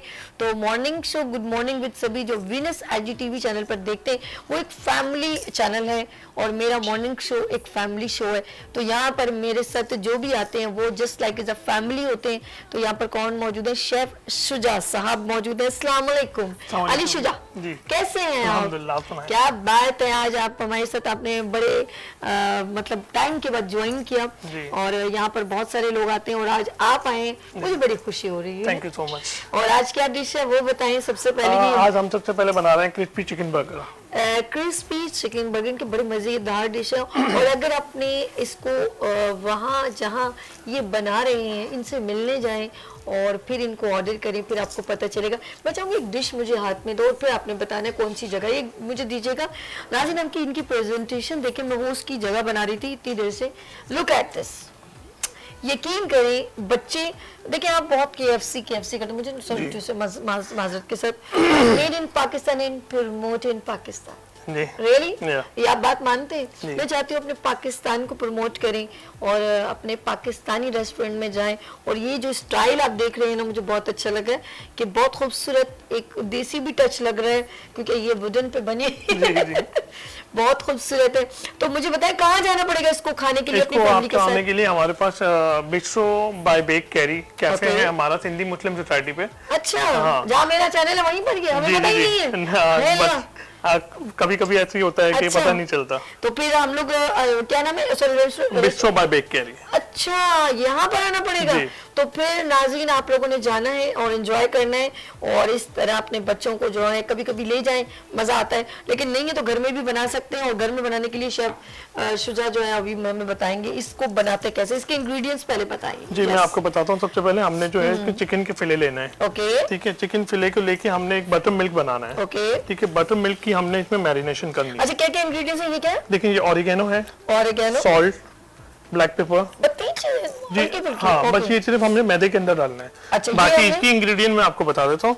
इसमें हमने सिर्फ ऑरिगेनो डालना है, गार्लिक पाउडर डालना है, ब्लैक पेपर डालना है, सॉल्ट डालना है, बस दैट्स इट। और बटर मिल्क है, ये बटर मिल्क है। बटर मिल्क, जी, ओके, इसको बटर मिल्क बना के ओके। इसको थोड़ी देर रखना है, फिर उसके बाद इसमें आप चिकन फिले डालेंगी ओके। और सारे मसाले इसमें इंग्रेडिएंट ऐड अच्छा, कर इसको देंगे। हमने इन्होंने पहले से क्यों मैग्नेट किया हुआ है? ताकि ये ना एक अच्छे से इसके अंदर जम हो जाए और टेस्ट अच्छा जी, इसको असल में एक ओवरनाइट इसको रखना पड़ता है ओवरनाइट रखना ताकि ये अच्छी तरह ये जूसी हो जाए। जो आप बर्गर खाते हैं ना, जो जूसी आपको juicy touch आता है, जो फ्लेवर हाँ, आता है, हाँ, वो हाँ। आपको इसी वजह से आएगा। असल में ये प्रोग्राम ऑफ कोर्स लाइव है, तो हमें ड्यूरेशन को हम लोग जरा सा सेव करते हुए हमने इसको पहले से ही, आप नाज़रीन लुक एट दिस, इसका जो टेक्सचर देख लें, ये इस तरह है। और चले जी हम लोग आगे चलते हैं। बिस्मिल्लाह। ठीक ये है, हमने अब ये हमने मैदा लिया, मैदा ले ये लिया, बटर ओके। मिल्क में हमने सारे मसाले इंग्रेडिएंट ऐड आप कर बनी दिए। आ जाओ थोड़ी देर के लिए, आप जरा नाज़रीन अच्छे आपको हाँ, सही तरह हमने ये बटर मिल्क में इसमें चिकन फिले डाल के इसको ओवरनाइट के लिए छोड़ दिया। ओके। अच्छा, नेक्स्ट डे जब आप इसको जब भी बनाएंगे तो उसके सिर्फ आपने एक काम करना है, ये आपने चिकन निकालना है, उसके बाद आपने मैदा लेना है, मैदे के साथ एक ठंडा पानी लेना है। ठीक है, ठीक है, इसमें हम ऐड करेंगे 1 टीस्पून ऑरिगेनो मैदे में। ओके, ठीक है, ठीक है, 1 टीस्पून हम ऐड करेंगे ब्लैक पेपर, काली मिर्च, ब्लैक पेपर, ठीक है, good। 1 टीस्पून हम ऐड करेंगे, ये डिपेंड करता है ये हस्ब कि सॉल्ट कौन कितना लेता है, क्या लेता है। नहीं, आप normally लेना चाहिए, ज्यादा नुकसान क्योंकि हाँ, एज पर टेस्ट होना चाहिए। As per taste, हाँ, ये 1 सही। टीस्पून जो है हम सॉल्ट लेंगे। Yes, ठीक है, इसको हम अच्छी तरह मिक्स कर देंगे Yes, मैदे को। ओके। शेफ अली शुजा हमारे साथ मौजूद है और 7 ईयर इनका एक्सपीरियंस है। और जी इस वक्त जो है इस वक्त जो है हमने सबसे पहले इसको चिकन ली, क्रिस्पी चिकन, ठीक है, यस, हमने इसको मैदे में डाला, ठीक है, अच्छी तरह इसको जो है कवर करेंगे। ओके जी, 1 टाइम, सिंगल टाइम हम इसको कवर करेंगे। यस, जबरदस्त, ओके, ठीक है, उसके बाद इसको थोड़ा सा हमें जो है डस्ट करना होगा। ओके, डस्ट करने के बाद ठंडे पानी में इसको डाल दें। ओके, फ्यू सेकंड के लिए आप ठंडे पानी में इसको रहने दें, ओके, फिर इसको आप ठंडे पानी से निकाल के फिर दोबारा इसकी कोटिंग करनी होगी। ठीक है, ठीक है, ये बड़ा जरा सा एहतियात के साथ, लेकिन अच्छा हो जाएगा आपका जो क्रिस्पी बनने की रीजन क्रिस्पी भी का, यही हाँ, होगी। क्रिस्पी का रीजन यही अच्छा, है। इसको बिल्कुल इसी तरह जैसे बर्गर बनते हैं ना, कि वो जो हम क्या बोलते हैं ब्रोस्ट वगैरह, जो क्रंची, जी, क्रंची क्रिस्पी जो होती है, ये जो प्रोसीजर है वो सेम ऐसा ही है। जी। ओके,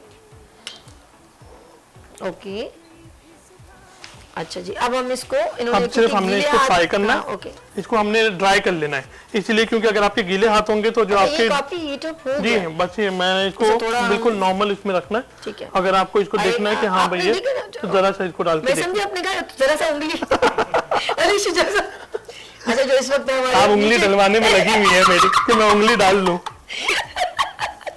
इतनी देर से हम यही बात कर रहे हैं, घी को चेक करने के लिए, ऑयल को चेक करने के लिए। ये हमने कर लिया। मॉर्निंग शो है ना, फिर हंसी मजाक तो थोड़ी सही बात है, बंदा फ्रेश भी रहता है। हाँ, मतलब ऐसे ड्राइव, अब मैं तो बेचारा वो अनकंफर्टेबल पहली बार आया, वो पहली यार होस्ट तो इतनी स्ट्रिक्ट है, तो कैसे बात करेंगे हम इससे। चले, हमने इसको जो है फाइनल कोट करके इसको डस्ट करके फिर हमने इसको इस कढ़ाई में डाल देना। ओके, वाओ, इतनी देर में अपना काम करता रहेगा।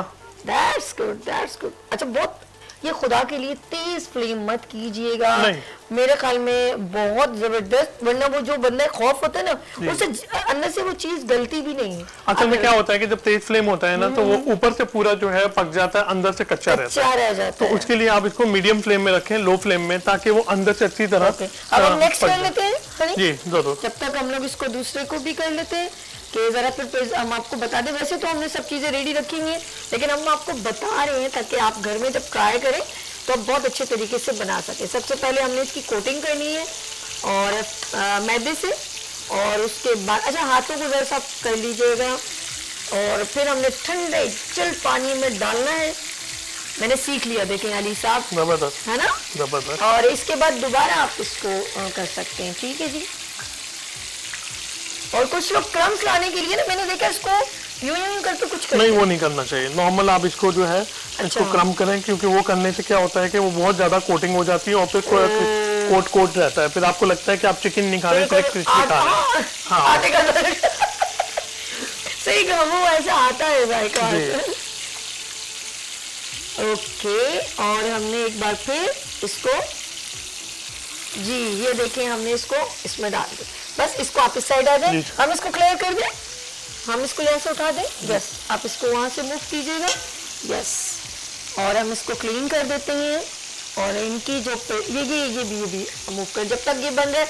अली ये बताएं इस फील्ड में आने की रीज, क्योंकि हमारे बहुत सारे नाज़रीन यहाँ पर देख रहे हैं, और आप भी मॉर्निंग शो सभी किचन को ज्वाइन कर सकते हैं। जितनी एंटरप्रेन्योर वुमेन्स हैं और जितनी स्किल्स वुमेन्स हैं जो शेफ होममेड काम करती हैं, ऑनलाइन बिजनेस करती हैं, बिल्कुल जैसे Ali Shuja as a guest आए, आप भी हमारे morning show good morning with सभी का हिस्सा बन सकती हैं। नंबर 0315824704। ये शो उन सब के लिए, being a Pakistan and promote Pakistan and made in Pakistan में आपकी प्रोडक्ट, आपकी जो पाकिस्तानी होने का जो रीजन बनेगा, मैं उनके साथ हमेशा खड़ी हूँ। अच्छा, मुझे ये बताइएगा कितने साल आपको लगे यहाँ पर? मुझे 7 साल हो गए इस फील्ड में रहते हुए। ओके। मैंने जो है डिप्लोमा किया था जी, और फिर basically I am a single father of 2 boys. तो मुझे इस फील्ड में आने का सबसे बड़ा जो शौक चढ़ा वो मेरे बच्चों के थ्रू चढ़ा जी। तो वो जो है मतलब मुझे बहुत ज़्यादा मोटिवेट करते थे कि बाबा ये बनाएं, ये बनाएं, ये बनाएं। तो उसी से मैंने जब उनके लिए बनाना शुरू किया, फिर उसके बाद जो है करते करते मैंने डिप्लोमा भी कर लिया। डिप्लोमा के बाद फिर मैंने डिफरेंट कैफेज में काम किए, डिफरेंट रेस्टोरेंट में काम किए। अभी मैं करंटली बेक कैरी में काम कर रहा हूँ, वहाँ पर होता हूँ। हिंदी मुस्लिम में आप विजिट करें, इंशाल्लाह आपको बहुत सारी वैरायटी। आपने कहीं जाने थोड़ी सी ब्रेक ले लें? जी जरूर जी। राज, आप लोग कहीं जाने जानेंगे, ब्रेक और मिलते हैं ब्रेक के बाद गुड मॉर्निंग विद सभी के साथ एंड अली के साथ।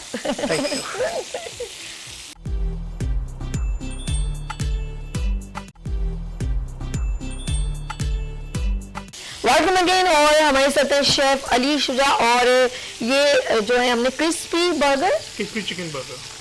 चिकन बर्गर की एक रेसिपी शेयर की थी, बहुत सिंपल है। एक बार मैं चाहती हूँ अली शुजा उसको रिपीट कर दी, जिन्होंने अभी भी टीवी गुड मॉर्निंग विद सभी जिन्होंने ऑन किया है वो देख सकें। जी अस्सलाम वालेकुम। सबसे पहले जो है हमने जो है इसमें चिकन के फिले लीजिएगा, उसमें फिर हम बटर मिल्क बनाइएगा, उसको 300 ml तकरीबन आप बटर मिल्क बनाइएगा। ओके। उसके बाद फिर हम इसमें ऐड करेंगे 1 teaspoon black paper, 1 teaspoon salt, 1 teaspoon oregano.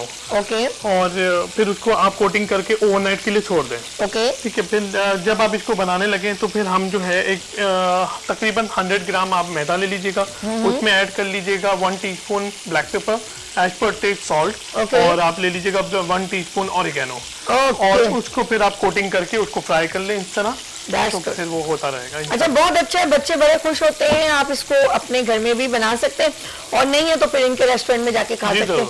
ये बताइएगा कि ऑफकोर्स 7 साल आपको अपने इसमें इस फील्ड में हुए, सबसे ज्यादा किसने अली आपको सपोर्ट किया था? मेरे बच्चों ने। Really? यानी कि आपने शादी के बाद ये काम किया था? मैंने शादी के बाद से काम किया।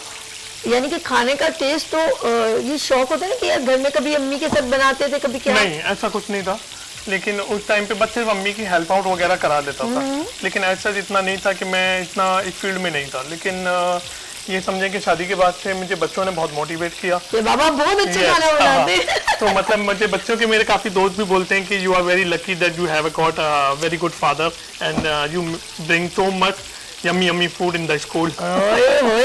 जबरदस्त। और ये बहुत खुशाइन बात है कि बच्चे जो है ना अपने बाबा को इस लेवल तक, वरना वो कुछ और जो नेगेटिव कॉन्सेप्ट होते हैं ना कि यार तुम्हारे अब्बू के खाने पकाते हैं, बावर्ची हैं। जैसे पहले लोग सैलून के, हम लोग वो जो ब्यूटिशियन हम कहते हैं ना, ब्यूटी एक्सपर्ट, नाई के पास जा रहे हैं। ये कॉन्सेप्ट शुक्र है चेंज हो गया, अब टैलेंट को एक वैल्यूज दी जाती है, ऐसा ही कि नहीं?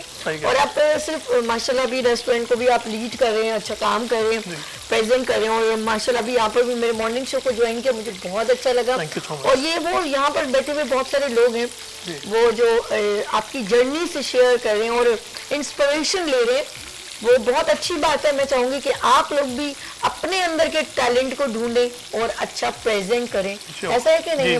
बिल्कुल आ सकते हैं लोग आगे, जरूर आ सकते हैं। अच्छा, साथ में ये होता है एक तो रिस्पेक्ट भी होती है जी, और आप अपने घर को सपोर्ट भी करते हैं। जी जरूर, ऐसा ही ऐसा ही होता है, दोनों साथ चल रहे हैं। जी दोनों साथ चलते हैं, बेहतरीन काम है। चले जी, आपका बहुत शुक्रिया। जाते जाते फिर भी अपने कुछ अपनी फैमिली को या किसी को कुछ कहना चाहे तो sure. Thank you so much. मुझे यहाँ रायला आलम ने थोड़ा सा सपोर्ट किया मुझे, कि मुझे उन्होंने कहा कि you should go ahead and motivate yourself. तो बाकी मेरे जो ओनर्स हैं जो बेक कैरी में होते हैं वो मुझे बहुत सपोर्टिव हैं, बहुत मुझे लेके साथ चलते हैं। तो हमारा सिंधी मुस्लिम पे बेक कैरी के नाम से कैफ़े है, ज़रूर आए, वहाँ पे ब्रेकफास्ट भी है, डिनर भी है और ब्रंच भी है। You should enjoy your meal over there. Thank you so much. Invite ऐसे करें जैसे कॉम्प्लीमेंट्री आ जाए वो सिर्फ मेरे लिए। चलिए जी, खुश रहें, आबाद हैं, आपका बहुत शुक्रिया। Thank you so much। और जी नाज़रीन, ये जो अभी ये माशाल्लाह प्रेजेंटेशन उन्होंने पहले से रेडी किए, ये कलर्स भी बड़े प्यारे जो है ऐसे खूबसूरत लगे, क्योंकि बर्गर का मेक की कॉन्सेप्ट होता है वो हल्के से येलोश होते हैं, लेकिन ये बड़े प्यारे कलर्स हैं। कलर इन्होंने छुपा दिए। नेक्स्ट इनसे पूछेंगे कि कलर्स का क्या कहानी है। यहाँ लेंगे छोटी सी ब्रेक और मिलते हैं ब्रेक के बाद गुड मॉर्निंग विद सभी के साथ।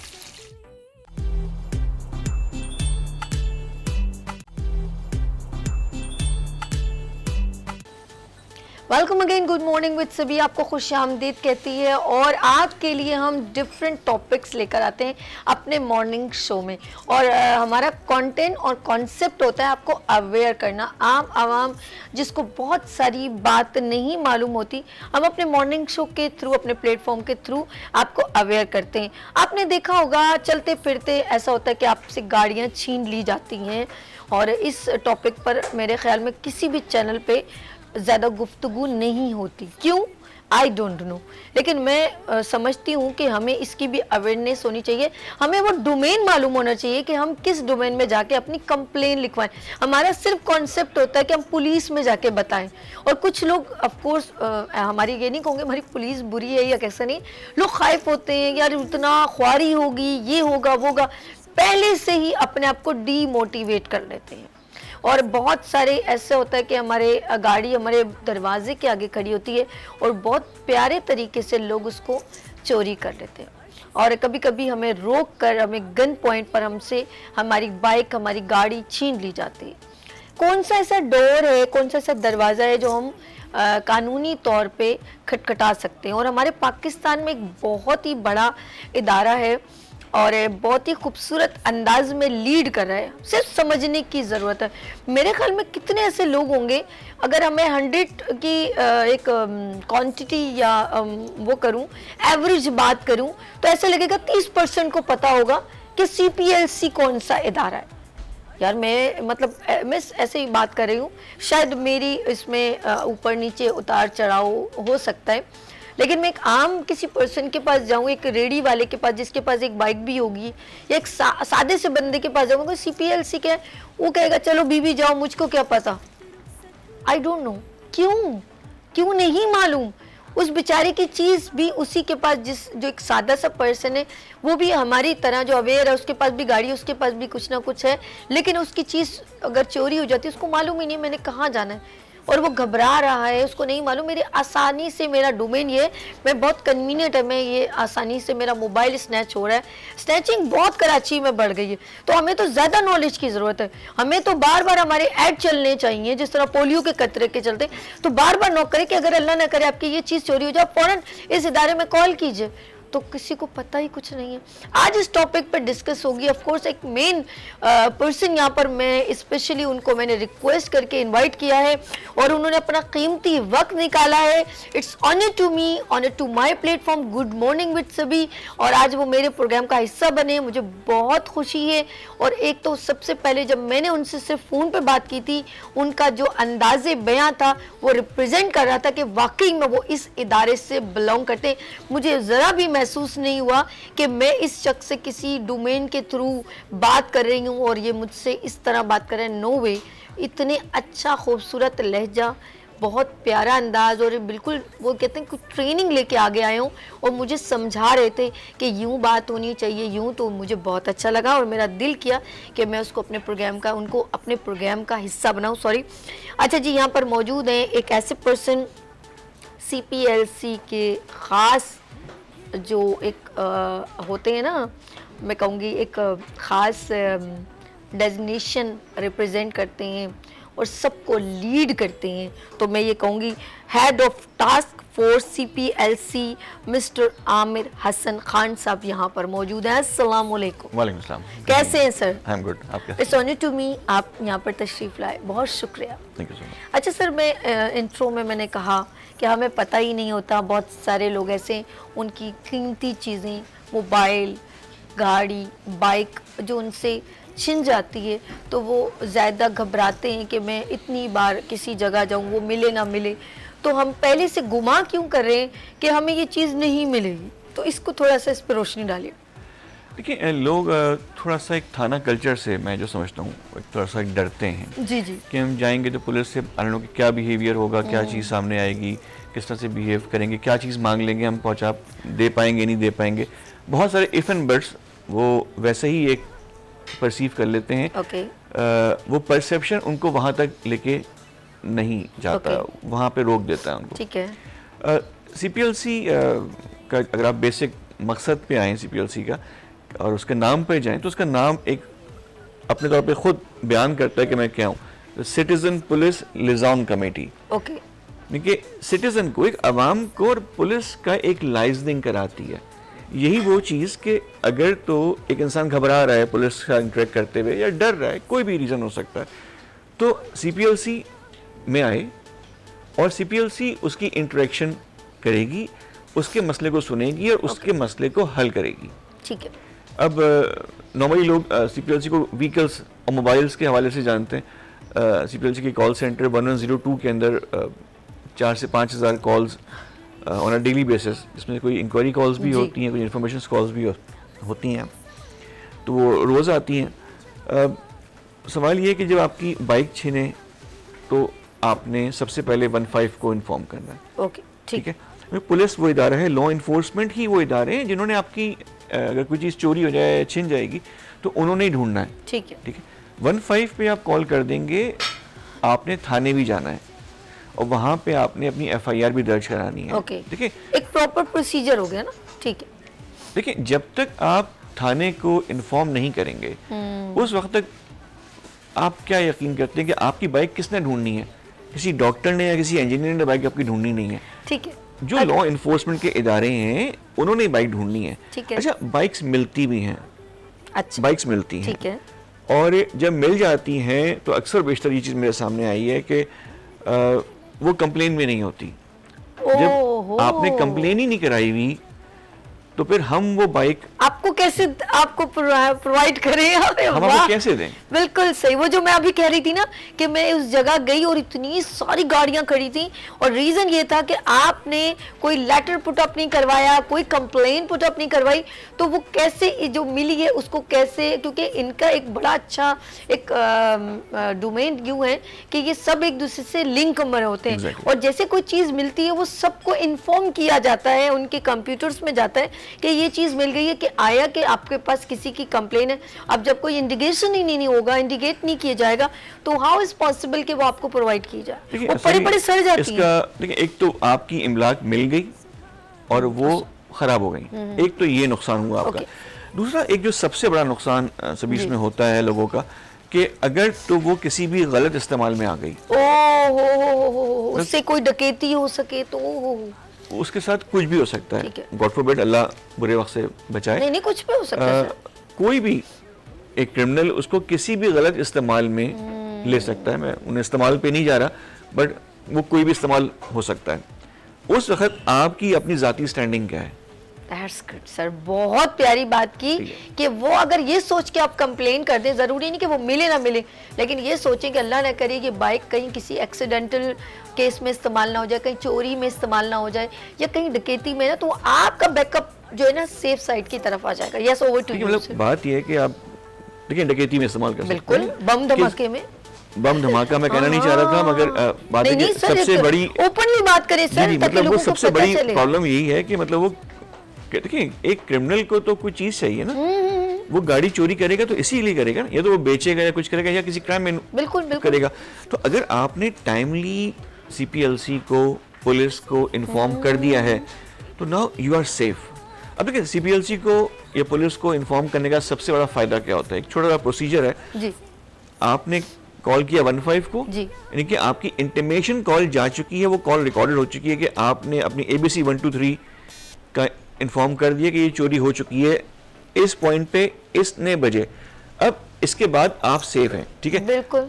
देन आपने 1102 पे CPLC का जो हेल्पलाइन नंबर है 1102 1102 CPLC रिप्रेजेंट करता है। आप कभी भी अपनी कंप्लेन करवाना चाहें तो फौरन यस जी हाँ बिल्कुल करा देंगे।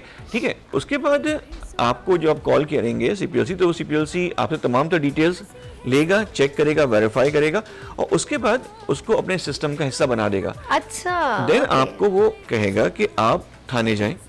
ठीक है, थाने में जाके अपना FIR या NC जो भी वो थाना वो काट के देता है वो ज़रूर कटवाएं। ओके, ठीक है, और जब वो कटवा लेंगे तो उसके बाद जो पुलिस का अपना एक नेटवर्किंग है, ठीक है, वायरलेस के थ्रू, उस पर वो वायरलेस चलता रहता है। ठीक है, ठीक है, जब वो वायरलेस चलेगा तो बाइक आपकी कहीं भी खड़ी हुई हुई, क्योंकि वायरलेस एक कंटिन्यूसली चल रहा होता है, तो वो पुलिस पूरे शहर में फिर रही है, ठीक है, और सुन भी रही होती है कि जी वायरलेस पे चैनल 3 पे ये मैसेज चल रहा है कि ये वाली बाइक यहाँ खड़ी हुई है, ये वाली बाइक चोरी हुई है। जी जी।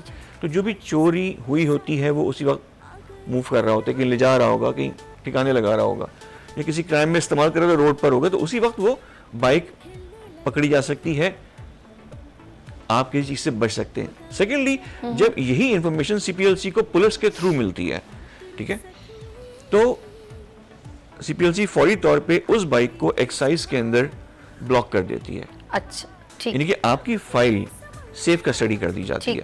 ठीक है, इस तरह से कोई भी आदमी उस बाइक को अपने नाम पे ट्रांसफर नहीं कर सकता। ओ जबरदस्त, गुड प्रोसीजर यार, बहुत यानी कि बहुत जबरदस्त काम है कि आप लोग बहुत एक्टिव काम कर रहे हैं प्रॉपर तरीके से। देखिए, ये इदारा आपका है, अवाम का इदारा है, अवाम के लिए बनाया गया है। बिल्कुल बेहतरीन। और जितने भी अगर आप एक्शन देखें CPLC के, हमने बाइक चोरी पे एक्टिविटी करनी है तो वो तमाम तर एक्टिविटी लीड करेंगी टुवर्ड्स योर सेफ्टी। ओके, एक अवाम की सेफ्टी कैसे हो सकती है, सबसे मेन चीज़ है कि अभी एक धमाका हुआ, जो भी वाकया जी जी हुआ, उसमें एक गाड़ी मिली, ठीक है, और उसके बाद जो गाड़ी वाला था उसको अप्रोच किया गया, उसने कहा मैं गाड़ी बेच चुका हूँ।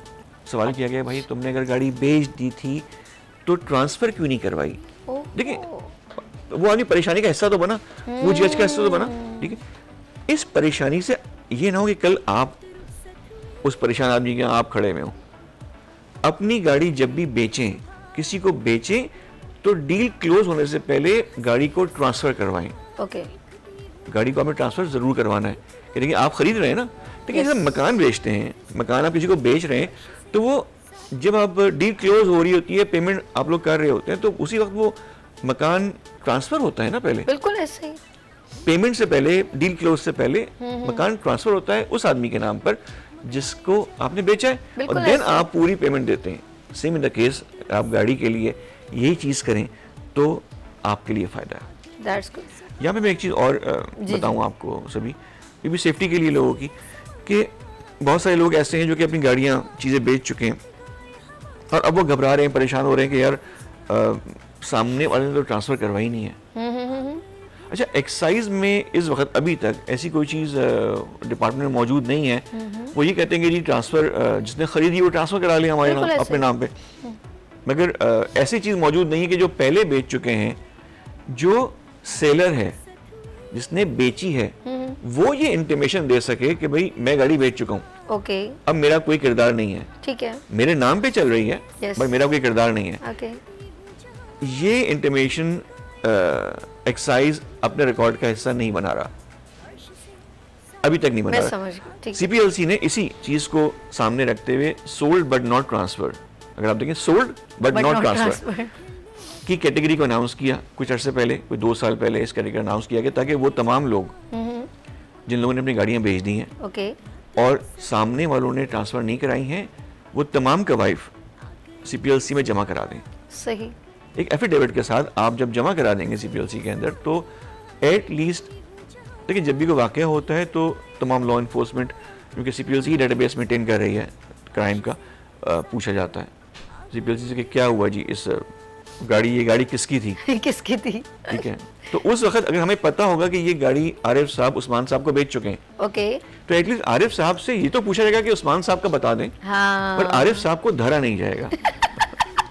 अच्छा जी, हमारे साथ मौजूद हैं सीपीएलसी को रिप्रेजेंट करते हुए head of task force mister Aamir Hasan साहब। आप लोग आमिर हसन खान साहब, लेकिन आपने कहीं नहीं जाना क्योंकि यहाँ लेंगे छोटी सी ब्रेक। इनकी बड़ी प्यारी बात है कि सीपीएलसी इदारा है आम आवाम का, सब आवाम का, पाकिस्तानियों का, लेकिन विदाउट आपकी कॉपरेशन के, जब तक आप कॉपरेट नहीं करेंगे तो वो आपको सही तरह फैसिलिटेट नहीं करेंगे। यहाँ लेंगे छोटी सी ब्रेक और मिलते हैं ब्रेक के बाद गुड मॉर्निंग विद सभी के साथ एंड आमिर हसन खान साहब के साथ।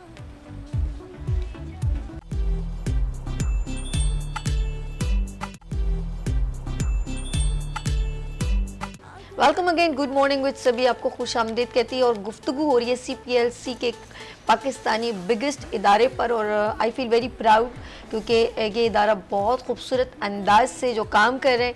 तो हम बात करें अब क्वेश्चन जो मैं करना चाहूँगी, एक बार फिर मैं एक बार सर को वेलकम पहले करती हूँ, आमिर साहब को जो रिप्रेजेंट करें सीपीएलसी के खूबसूरत से इदारे को और जो लीड ये कर रहे हैं specially CPLC head of task force को। तो मैं सवाल ये करना चाहूँगी कि क्योंकि हमने जो क्वेश्चन जितने भी किए थे कि आया कि हम कैसे अप्रोच कर सकते हैं सीपीएलसी के इदारे को अगर हमारी कोई मोबाइल चोरी हो गया, गाड़ियाँ चोरी हो गई और बहुत सारी ऐसी चीज़ें हैं जो स्नैचिंग में आ जाती हैं। लेकिन इम्पॉर्टेंट तो है भी कुछ पर्सन की भी है कि एक इंसान भी गुम जाता है, तो उसके बारे में भी मैं बड़ी हैरान हूँ कि वो भी है। लेकिन पहले क्वेश्चन ये करूँगी कि आया कि जो गाड़ियाँ चोरी होती हैं या गुम जाती हैं वो जाती कहाँ पर हैं। Over to you, welcome again sir, मैं आपको करती हूँ। ये जो गाड़ियाँ हमारे से छिन जाती हैं उसके बाद उनका होता क्या है? देखिए बहुत सारी फीचर्स हैं इसके, बहुत सारे पैरामीटर्स हैं। ठीक है। अगर आप 4 व्हील की बात करेंगे तो 4 व्हील का डिफरेंट डिस्पोजल है। आप 2 व्हील थेफ्ट की बात करेंगे तो 2 व्हील थेफ्ट का डिफरेंट डिस्पोजल है। 2 व्हील स्नैच की बात करेंगे, हम कैटेगरी वाइज को करेंगे। देखिए यहाँ पे हम अक्सर पुलिस को बड़ा बुरा बोल देते हैं कि ये पुलिस बड़ी बुरी है। ओके, ठीक है, मगर एक हमें चीज़ बहुत समझने की ज़रूरत है कि जितना भी ऑर्गेनाइज क्राइम है, 2 व्हील थेफ्ट या 2 व्हील या 4 व्हील थेफ्ट, ये एक डिफरेंट क्राइम कैटेगरीज हैं। जहाँ पे स्नैच हो रही है यानी कि एक जोर बाजू पे गन के जोर के ऊपर आता है और आपको लाइफ थ्रेट होता है, यानी कि वो प्लान्ड आता है। जब भी प्लान ऑर्गेनाइज क्राइम होगा तो वहाँ पे पुलिस काम करेगी। अगर आप उनके ग्राफ्स को देखें तो 13, 14, 15 गाड़ियाँ इस शहर से छिनती हैं। ठीक है, ये फिगर ज़्यादा था। बट ऑर्गेनाइज क्राइम पे पुलिस काम करती है, इसका डिस्पोजल जहाँ भी होता है वहाँ से गाड़ियाँ पकड़ी भी जाती हैं पूरे पाकिस्तान से। ठीक है। जो एंटी व्हीकल क्राइम सेल है, ये एक स्पेशलाइज सीआईए का यूनिट है जो कि इस पे काम करता है और पूरे पाकिस्तान में जहाँ जहाँ गाड़ियों का डिसबर्स होती हैं वहाँ से ये गाड़ियाँ पकड़ कर यहाँ पे लाके हैंड ओवर भी करते हैं। इसी तरह से 2 व्हील स्नैच के अंदर अगर आप देखें तो 300 के करीब 300, 350 का फिगर आता है इस महीने का, पूरे महीने का। उसमें भी रिकवरी बहुत अच्छी है। जो उसके स्नैचर्स हैं या फिर जो उसके बायर्स हैं या जो भी उसके ट्रांसफ़र करने में लोग इन्वॉल्व हैं, उन सबको पकड़ा जाता है। ठीक है, और उसके बाद फिर गाड़ियाँ भी वापस होती हैं। सवाल आ गया कि आपने बहुत सारी गाड़ियाँ मुझे बताया आपने एवीएलसी में देखी, जी मैंने विजिट किया तो देखी थी। हाँ। देखिए ये तमाम के तमाम अगर आप इन गाड़ियों को देखें तो ये हम इसको 550 की गाड़ियां कहते हैं। 550 यानी कि लावारिस गाड़ी। अच्छा, अंडर सेक्शन 550 और इतनी सारी, और वो जब तो ओपनली ग्राउंड में रखी हुई हैं और बारिश भी हो रही है, धूप भी हो रही है, तो वो मेरा दिल दुख रहा था, सड़ रही है, खराब हो रही है। इसमें एक आपके प्रोग्राम के वाले से जो भी हम प्रोग्राम करते हैं उसमें हम एक रिक्वेस्ट करते हैं कि जब सीपीएलसी या पुलिस आपको बुलाए जी कि भाई आप आए, अपनी बाइक आके ले जाएं। वो तो ओपन अच्छा, वो आते भी हैं तो देखते हैं और देख के चले जाते हैं कि हमें कोर्ट में बड़ा खर्चा होगा। नहीं, अच्छा, ये आपकी चीज है। हम क्या करेंगे उसका? आपकी चीज है, आपने कंप्लेन कराई भी है और आपकी चीज है, तो आए प्लीज अपनी चीज लें और चले जाएं। ठीक है। अक्सर वो बेशतर लोग कहते हैं कोर्ट में इतना खर्चा हो जाएगा, इतना खर्चा हो जाएगा, इसमें इतना काम कराना पड़ेगा, ये हो जाएगा, वो हो जाएगा। ये सब कुछ नहीं होना चाहिए क्योंकि बड़ी मेहनत से गाड़ी को रिकवर किया जाता है। तो इसका फिर अगर देखिए उनके जहन में कोई क्वेश्चन आ रहा है, जो ये मैंने भी सुना था कि भाई वो कोर्ट में इतना धक्के खाएंगे, पैसे लगेंगे, तो वो कहते हैं इतनी कॉस्ट में तो नहीं खरीद लें।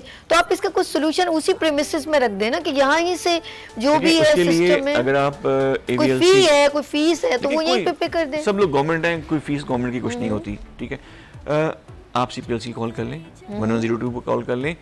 शरीफाबाद में CPLC का ओके थाना मौजूद है, वहाँ पे उनके एसएसपीज तो नहीं, SP और DSPs बैठे हुए हैं, जी, वहीं जी। पे CPLC का भी एक ऑफिस बना हुआ है। ठीक है, वहाँ पे आके आप हेल्प मांग लें तो अच्छा। उनको जो रिलीज ऑर्डर है वो ACLC के थ्रू ही करवा दिया जाएगा। चले जी, ये सर इन्होंने खुद ही सब्स्टिट्यूट भी दे दिया, खुद ही सोल्यूशन। अच्छा जी, एक बहुत इंपॉर्टेंट बात है कि CPLC में एक प्रोजेक्ट है शनाख्त के नाम से। अब हम शनाख्त हमेशा सोचते हैं क्योंकि लाश की शनाख्त, हम ऐसा होता है ना कि ज़रा शनाख्त कर लें, क्योंकि गाड़ी की शनाख्त में वर्ड ज़रा क्लिक नहीं कर रहा। ये क्या है? और बड़ी अच्छी बात है कि CPLC ने जो ये एक प्रोजेक्ट क्रिएट किया शनाख्त, और उसको बड़ा ही पजीराई मिली कि श्रीलंका में उसे एक रिवॉर्ड दिया गया। और सर से पूछते हैं कि सर ये क्या स्टोरी है, और ये मेरे ख्याल में मैं ये कहूँगी जो मेरी नॉलेज है तो मुझे तो मालूम है, लेकिन मैं इनके मुंह से सुनना चाह रही हूँ। और आई फील वेरी प्राउड कि एक किसी और इंटरनेशनल लेवल के कंट्री ने पाकिस्तान को एक रिवॉर्ड दिया। तो सर प्लीज़ बताएं शनाख्त क्या है? Thank you so much. शनाख्त आइडेंटिफिकेशन ऑफ डेड। ओके, वही बात हो गई। 2015 अक्टूबर में हमने इस प्रोजेक्ट को शुरू किया, और ये इत्तेफाक से मेरा ब्रेन चाइल्ड था कि इस शहर में बहुत सारे लोग जो कि लावारिस मरते हैं और फिर उनकी शनाख्त नहीं हो पाती। अगर मैं उस वक़्त का काउंट आपको बताऊं, ईदी साहब मौजूद थे उस वक़्त। मेरी मुलाकात फैसल ईदी से हुई, बहुत अच्छे दोस्त हैं मेरे, बहुत अच्छा बड़ा काम कर रहे हैं, इस मुल्क का बहुत बड़ा नाम है। मैंने उनसे पूछा कि फैसल भाई आपने कितनी बॉडीज़ आज तक दफना दी हैं, मतलब जो कि आपने आइडेंटिफाई नहीं करी। तो उन्होंने मुझे जो फिगर दी वो बहुत ज़्यादा मतलब यकीन ना आने वाली मेरे लिए उस वक़्त। कोई 70,000 से ज़्यादा लोगों का उन्होंने बताया कि मैं ये मौज गोट के कब्रिस्तान में दफना चुका हूँ। 70,000 लोग आपने दफना दिए, ये 70,000 ख़ानदान अब अपने प्यारों को ढूंढ रहे होंगे और वो दफना चुके हैं। अब कोई इन्फॉर्मेशन पास ऑन नहीं की, क्या देयर इज़ नो सिस्टम जिसके थ्रू हम उसको करें। देन मेरी मुलाकात उस वक्त जो चेयरमैन नादरा थे उनसे हुई, जो डायरेक्टर ऑपरेशन नादरा थे उनसे मैंने बात करी, और फिर हमने शनाख्त प्रोजेक्ट बनाया जिसके अंदर ईदी, नादरा और CPLC ये तीनों उस प्रोजेक्ट के ओनर हैं, तीनों ओन करते हैं, क्योंकि ईदी की जगह पे सारा काम होता है, CPLC टेक्निकल सपोर्ट देता है और डेटाबेस ऑब्वियसली सारा का सारा नादरा का है। ठीक। 2015 अक्टूबर में हमने पहली बायोमेट्रिक भेजी नादरा को, उसके रिजल्ट्स हमें आए। तरीका ये होता है कि डेड बॉडीज़ के 10 फिंगरप्रिंट्स लिए जाते हैं और इनको नादरा को भेजा जाता है, और समटाइम 2 से 3 घंटे के अंदर रिजल्ट्स आ जाते हैं, समटाइम 24 घंटे लगते हैं, उसके बाद हमें रिजल्ट्स मिल जाते हैं। रिजल्ट्स जब हमें मिलते हैं उसमें पूरी फैमिली इंफॉर्मेशन हमें नादरा प्रोवाइड करता है, उसके बाद हम उनके नंबर्स निकालते हैं और देन फैमिली को बहुत एक प्रॉपर तरीके के साथ इन्फॉर्म किया जाता है, उनको बुलाया जाता है यहाँ पे और बॉडी की शनाख्त करवाई जाती है और फिर उनको बॉडी हैंड ओवर की जाती है। सही। इसमें अगर आप देखें तो मतलब अभी बेला हादसा हुआ बलूचिस्तान में। जी जी बिल्कुल। तो कि अलग सूबा था, बलूचिस्तान था, मगर CPLC शनाख्त ने और सिंध पुलिस ने मिलके और मेडिको लीगल ने और कराची DNA लैब ने सबने मिलके, बहुत अच्छी मुल्क तो हमारा है ना। बिल्कुल बिल्कुल बिल्कुल। मतलब मैं पाकिस्तानी हूँ। बिल्कुल बिल्कुल बिल्कुल, हम सब एक साथ हम सब एक साथ हैं और हमने सबने मिलके। बल्कि अभी डिजास्टर कितना बड़ा हुआ है जो सिंध में हुआ, कितने लोग परेशान हुए, लेकिन मैंने देखा कि सब जगह से, बल्कि बलूचिस्तान में भी आया, तो मेरे ख्याल में कराची से सब लोग डिफरेंट इन जगहों पर गए और उनके साथ खड़े हुए, कोई खाना लेके जा रहा है, कोई मेडिसिन लेके जा रहा है। देखिए ये तमाम चीज़ों में तो हम खाना पीना, बहुत से लोग हैं जो कि मदद कर देते हैं, बहुत से इदारे हैं जो कि खाने पीने की, शेल्टर्स की प्रोवाइड कर देते हैं, मगर डेड बॉडी आइडेंटिफिकेशन में अगर आप देखें तो कोई भी इदारा मौजूद नहीं था। बिल्कुल ऐसे ही। तो शनाख्त प्रोजेक्ट बना और अगर आप आज तक देखें तो हम पिछले 2015 अक्टूबर से लेकर आज तक कोई 7,000 से ज़्यादा डेड बॉडीज़ हमारे पास आ चुकी हैं और 5,000 के करीब डेड बॉडीज़ को हम उनके घरों में हैंड ओवर करवा चुके हैं आइडेंटिफाई करने के बाद। और यहाँ पे एक चीज़ अच्छा, ये किस किस उससे जैसे ये डेड बॉडी ऑफ कोर्स उनकी फैमिली को नहीं पता, कोई एक्सीडेंटल हैं, कोई डूब गए, क्या है इनके, कैसे आपके पास आते हैं और उनकी फैमिलीज कैसे नहीं ढूंढ पाती, ये मैं इसमें जो मेजर चंक होता है वो कराची से बाहर के लोगों का होता है। अच्छा, ज़्यादातर कराची में जो लोग अगर आप देखें तो बाहर के आए हुए हैं, जो मेहनत मजदूरी के लिए आए हैं, जॉब के लिए आए हैं, आउट ऑफ सिटी से कह सकते हैं, ओके, आउट ऑफ सिटी ज़्यादातर लोग आए हुए होते हैं कराची में, वो नौकरी ढूंढने के लिए आए होते हैं कराची। कराची एक मेगा सिटी है जी, मेट्रोपॉलिटन सिटी है, यहाँ पे लोग अपनी जॉब तलाश करने आते हैं। और किसी एक्सीडेंट में, देखिए एक्सीडेंट में हो, बीमारी में हो, किसी भी चीज़ में हो, अगर उन लोगों की डेथ हो गई है जो कि यहाँ पे अकेले रह रहे हैं, मजदूर तबका कह सकते हैं, ठीक है, मजदूर तबका भी हो सकता है, और ऐसे लोग जो कराची से बाहर के हैं, ठीक है, और यहाँ पे वो रह रहे हैं और उनका इंतकाल हो गया है, तो वो 2-3-4 दिन तक कांटेक्ट में नहीं आता, तो आदमी कहता है बिजी होगा या ऐसा कोई चीज़ होगा, तो फिर वो लावारिस हो जाता है। ठीक है, ठीक है। 40% लोग कराची के होते हैं, ठीक है।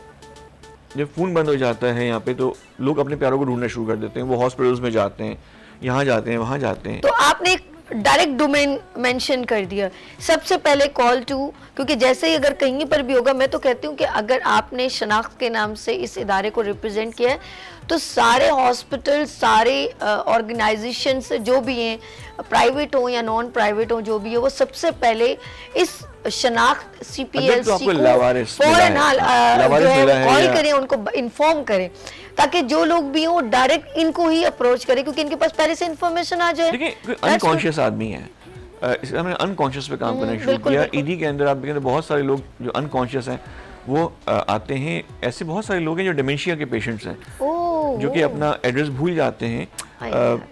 जो सबसे पहला केस मैंने किया वो एक आर्मी ऑफिसर के वालिद का था, वो गिलगित में पोस्टिंग थी उनकी, और वो गिलगित में एक पार्क में गए और वालिद साहब को बिठाया एक जगह पे, बच्चे को कहा कि अब्बा के पास बैठना। जब वापस आए तो अब्बा नहीं थे, बच्चा वहीं बैठा हुआ था। बच्चा छोटा था, उससे पूछते कि अब्बा कहाँ गए, अब्बा वहाँ गए, यहाँ गए, वहाँ गए। वो ढूंढते रहे और आखिर में उनके वालिद साहब इस्लामाबाद में शिफ्ट हुए ईदी में, देन वो कराची में आए।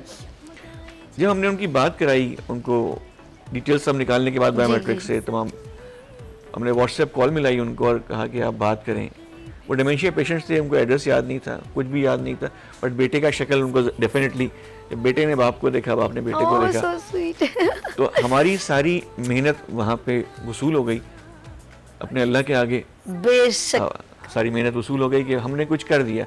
तो जितने भी अनकॉन्शियस पेशेंट इस वक्त ईडी के अंदर हैं, तमाम का बायोमेट्रिक होता है। जो भी ऐसा आदमी जो रोड एक्सीडेंट के अंदर हॉस्पिटल्स में आता है और वो अनकॉन्शियस हो जाता है, मेडिको लीगल जो वहाँ बैठे हुए हैं वो CPLC को कॉल करते हैं, बता देते हैं। आपके तवज्जो से रिक्वेस्ट ये है जो आपने अभी कर दी कि कहीं भी अगर आपको अनकॉन्शियस आदमी मिले और आप जानना चाहते हैं या चाहते हैं कि ये अपने घर तक पहुँच जाए, तो ज़रूरी तौर पे CPLC को 1102 पर कॉल करें। एक बात बताऊं, मैं इतनी देर से आपकी गुफ्तगू सुन रही हूँ और अक्सर लोग गवर्नमेंट जब इदारे से बिलोंग करते हैं तो वो कहते हैं 9 to 5 मेरी जॉब है, ख़त्म।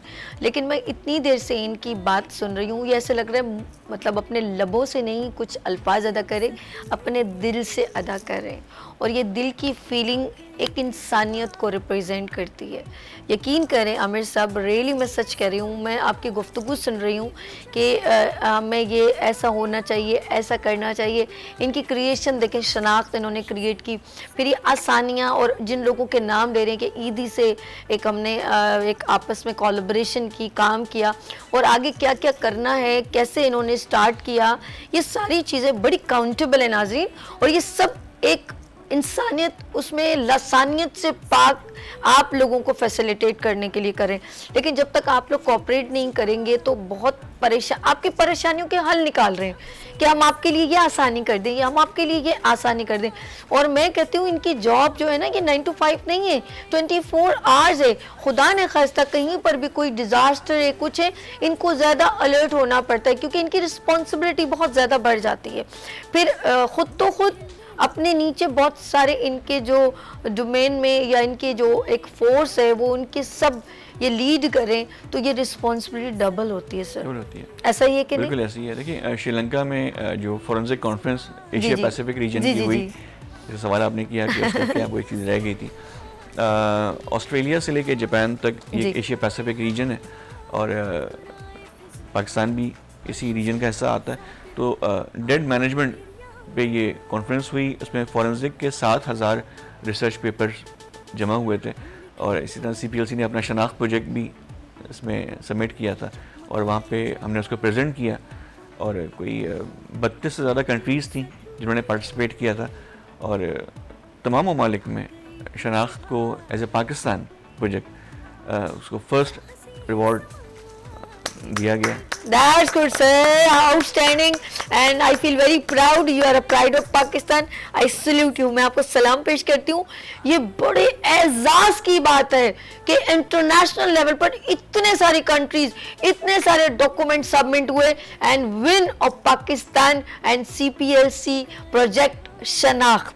That's good. देखिए वहाँ पे तो पाकिस्तान था। विन आपने किया है, फील मैं अच्छा कर रही हूँ। जब देखिए वहाँ पे जब पाकिस्तानी ए खान फ्रॉम पाकिस्तान जब ये जो लफ्ज होते हैं बीइंग अ पाकिस्तानी, ये एक बड़ा प्राउड मोमेंट होता है आपके बिल्कुल लिए सर, कि बिल्कुल। आप बीइंग अ पाकिस्तानी आप पाकिस्तान के लिए लेकिन लोग ए खान को शायद भूल जाएंगे बट पाकिस्तान शनाख्त वो लोगों के दिमाग से नहीं निकलेगा। और सर ये रहती दुनिया तक कहते हैं ना, जैसे कायदे मोहम्मद अली जिन्ना ने ये हमें ये जो पाकिस्तान दिया तो वो नहीं है लेकिन वो है, वो नहीं है फिर भी है। ये होने का कहते हैं ना कि शख्सियत और शख्स बनना बड़ा फ़र्क है। तो शख्सियत बनने में ज़रा बंदा मेहनत करे ना तो वो शख्सियत होती है वो जो सबके लिए फैसिलिटेशन या आसानियाँ पैदा करती है। तो इंसान के अंदर ये जो वक़ार है वो सारी दुनिया तक, कहते सारी रहती दुनिया तक याद रहेगा। आपने जो प्रोजेक्ट बनाया है, हम दुनिया में हो ना हो लेकिन लोगों को ये फ़ायदा होता रहेगा। इसका जो हमें सदका जारिया मेरा रब देगा उसका कोई भी नेमल बदल नहीं है। ऐसा ही सर? बिल्कुल ऐसे ही, बिल्कुल ऐसे ही। और आपने जो ये खूबसूरत एक प्रोजेक्ट पेश किया और फिर पाकिस्तान क्या पूरे दुनिया में इसको एडमिट किया गया, बड़े मुल्क ममालिक में वो एडमिट भी बड़े मिजाज से करते कि आया कि ये कैपेबिलिटी रखते हैं या नहीं। रिसर्च 7,000 रिसर्च पेपर मैंने जब जो उसकी ज्यूरी थी मैंने उनसे सवाल फील हुआ होगा सर? मुझे बहुत अजीब सी फीलिंग होती है, आपको यकीन नहीं आ रहा होता कि मतलब ये क्या कह रहे हैं और क्यों कह रहे हैं। जब उन्होंने ए खान कहा तो मैं आई वोंट रिकॉग्नाइज मी कि मैं ये हूँ ए खान। अच्छा। जब उन्होंने शनाख्त कहा पाकिस्तान देन मैं उठा, मैं क्या नहीं पाकिस्तान तो फिर पाकिस्तान से मैं ही था। तो international committee of red cross ने हमें इसमें सपोर्ट किया था, हम उन्हीं के प्लेटफॉर्म से वहाँ पे हुए थे। तो बहुत अजीब सी फीलिंग होती है जब आप पाकिस्तान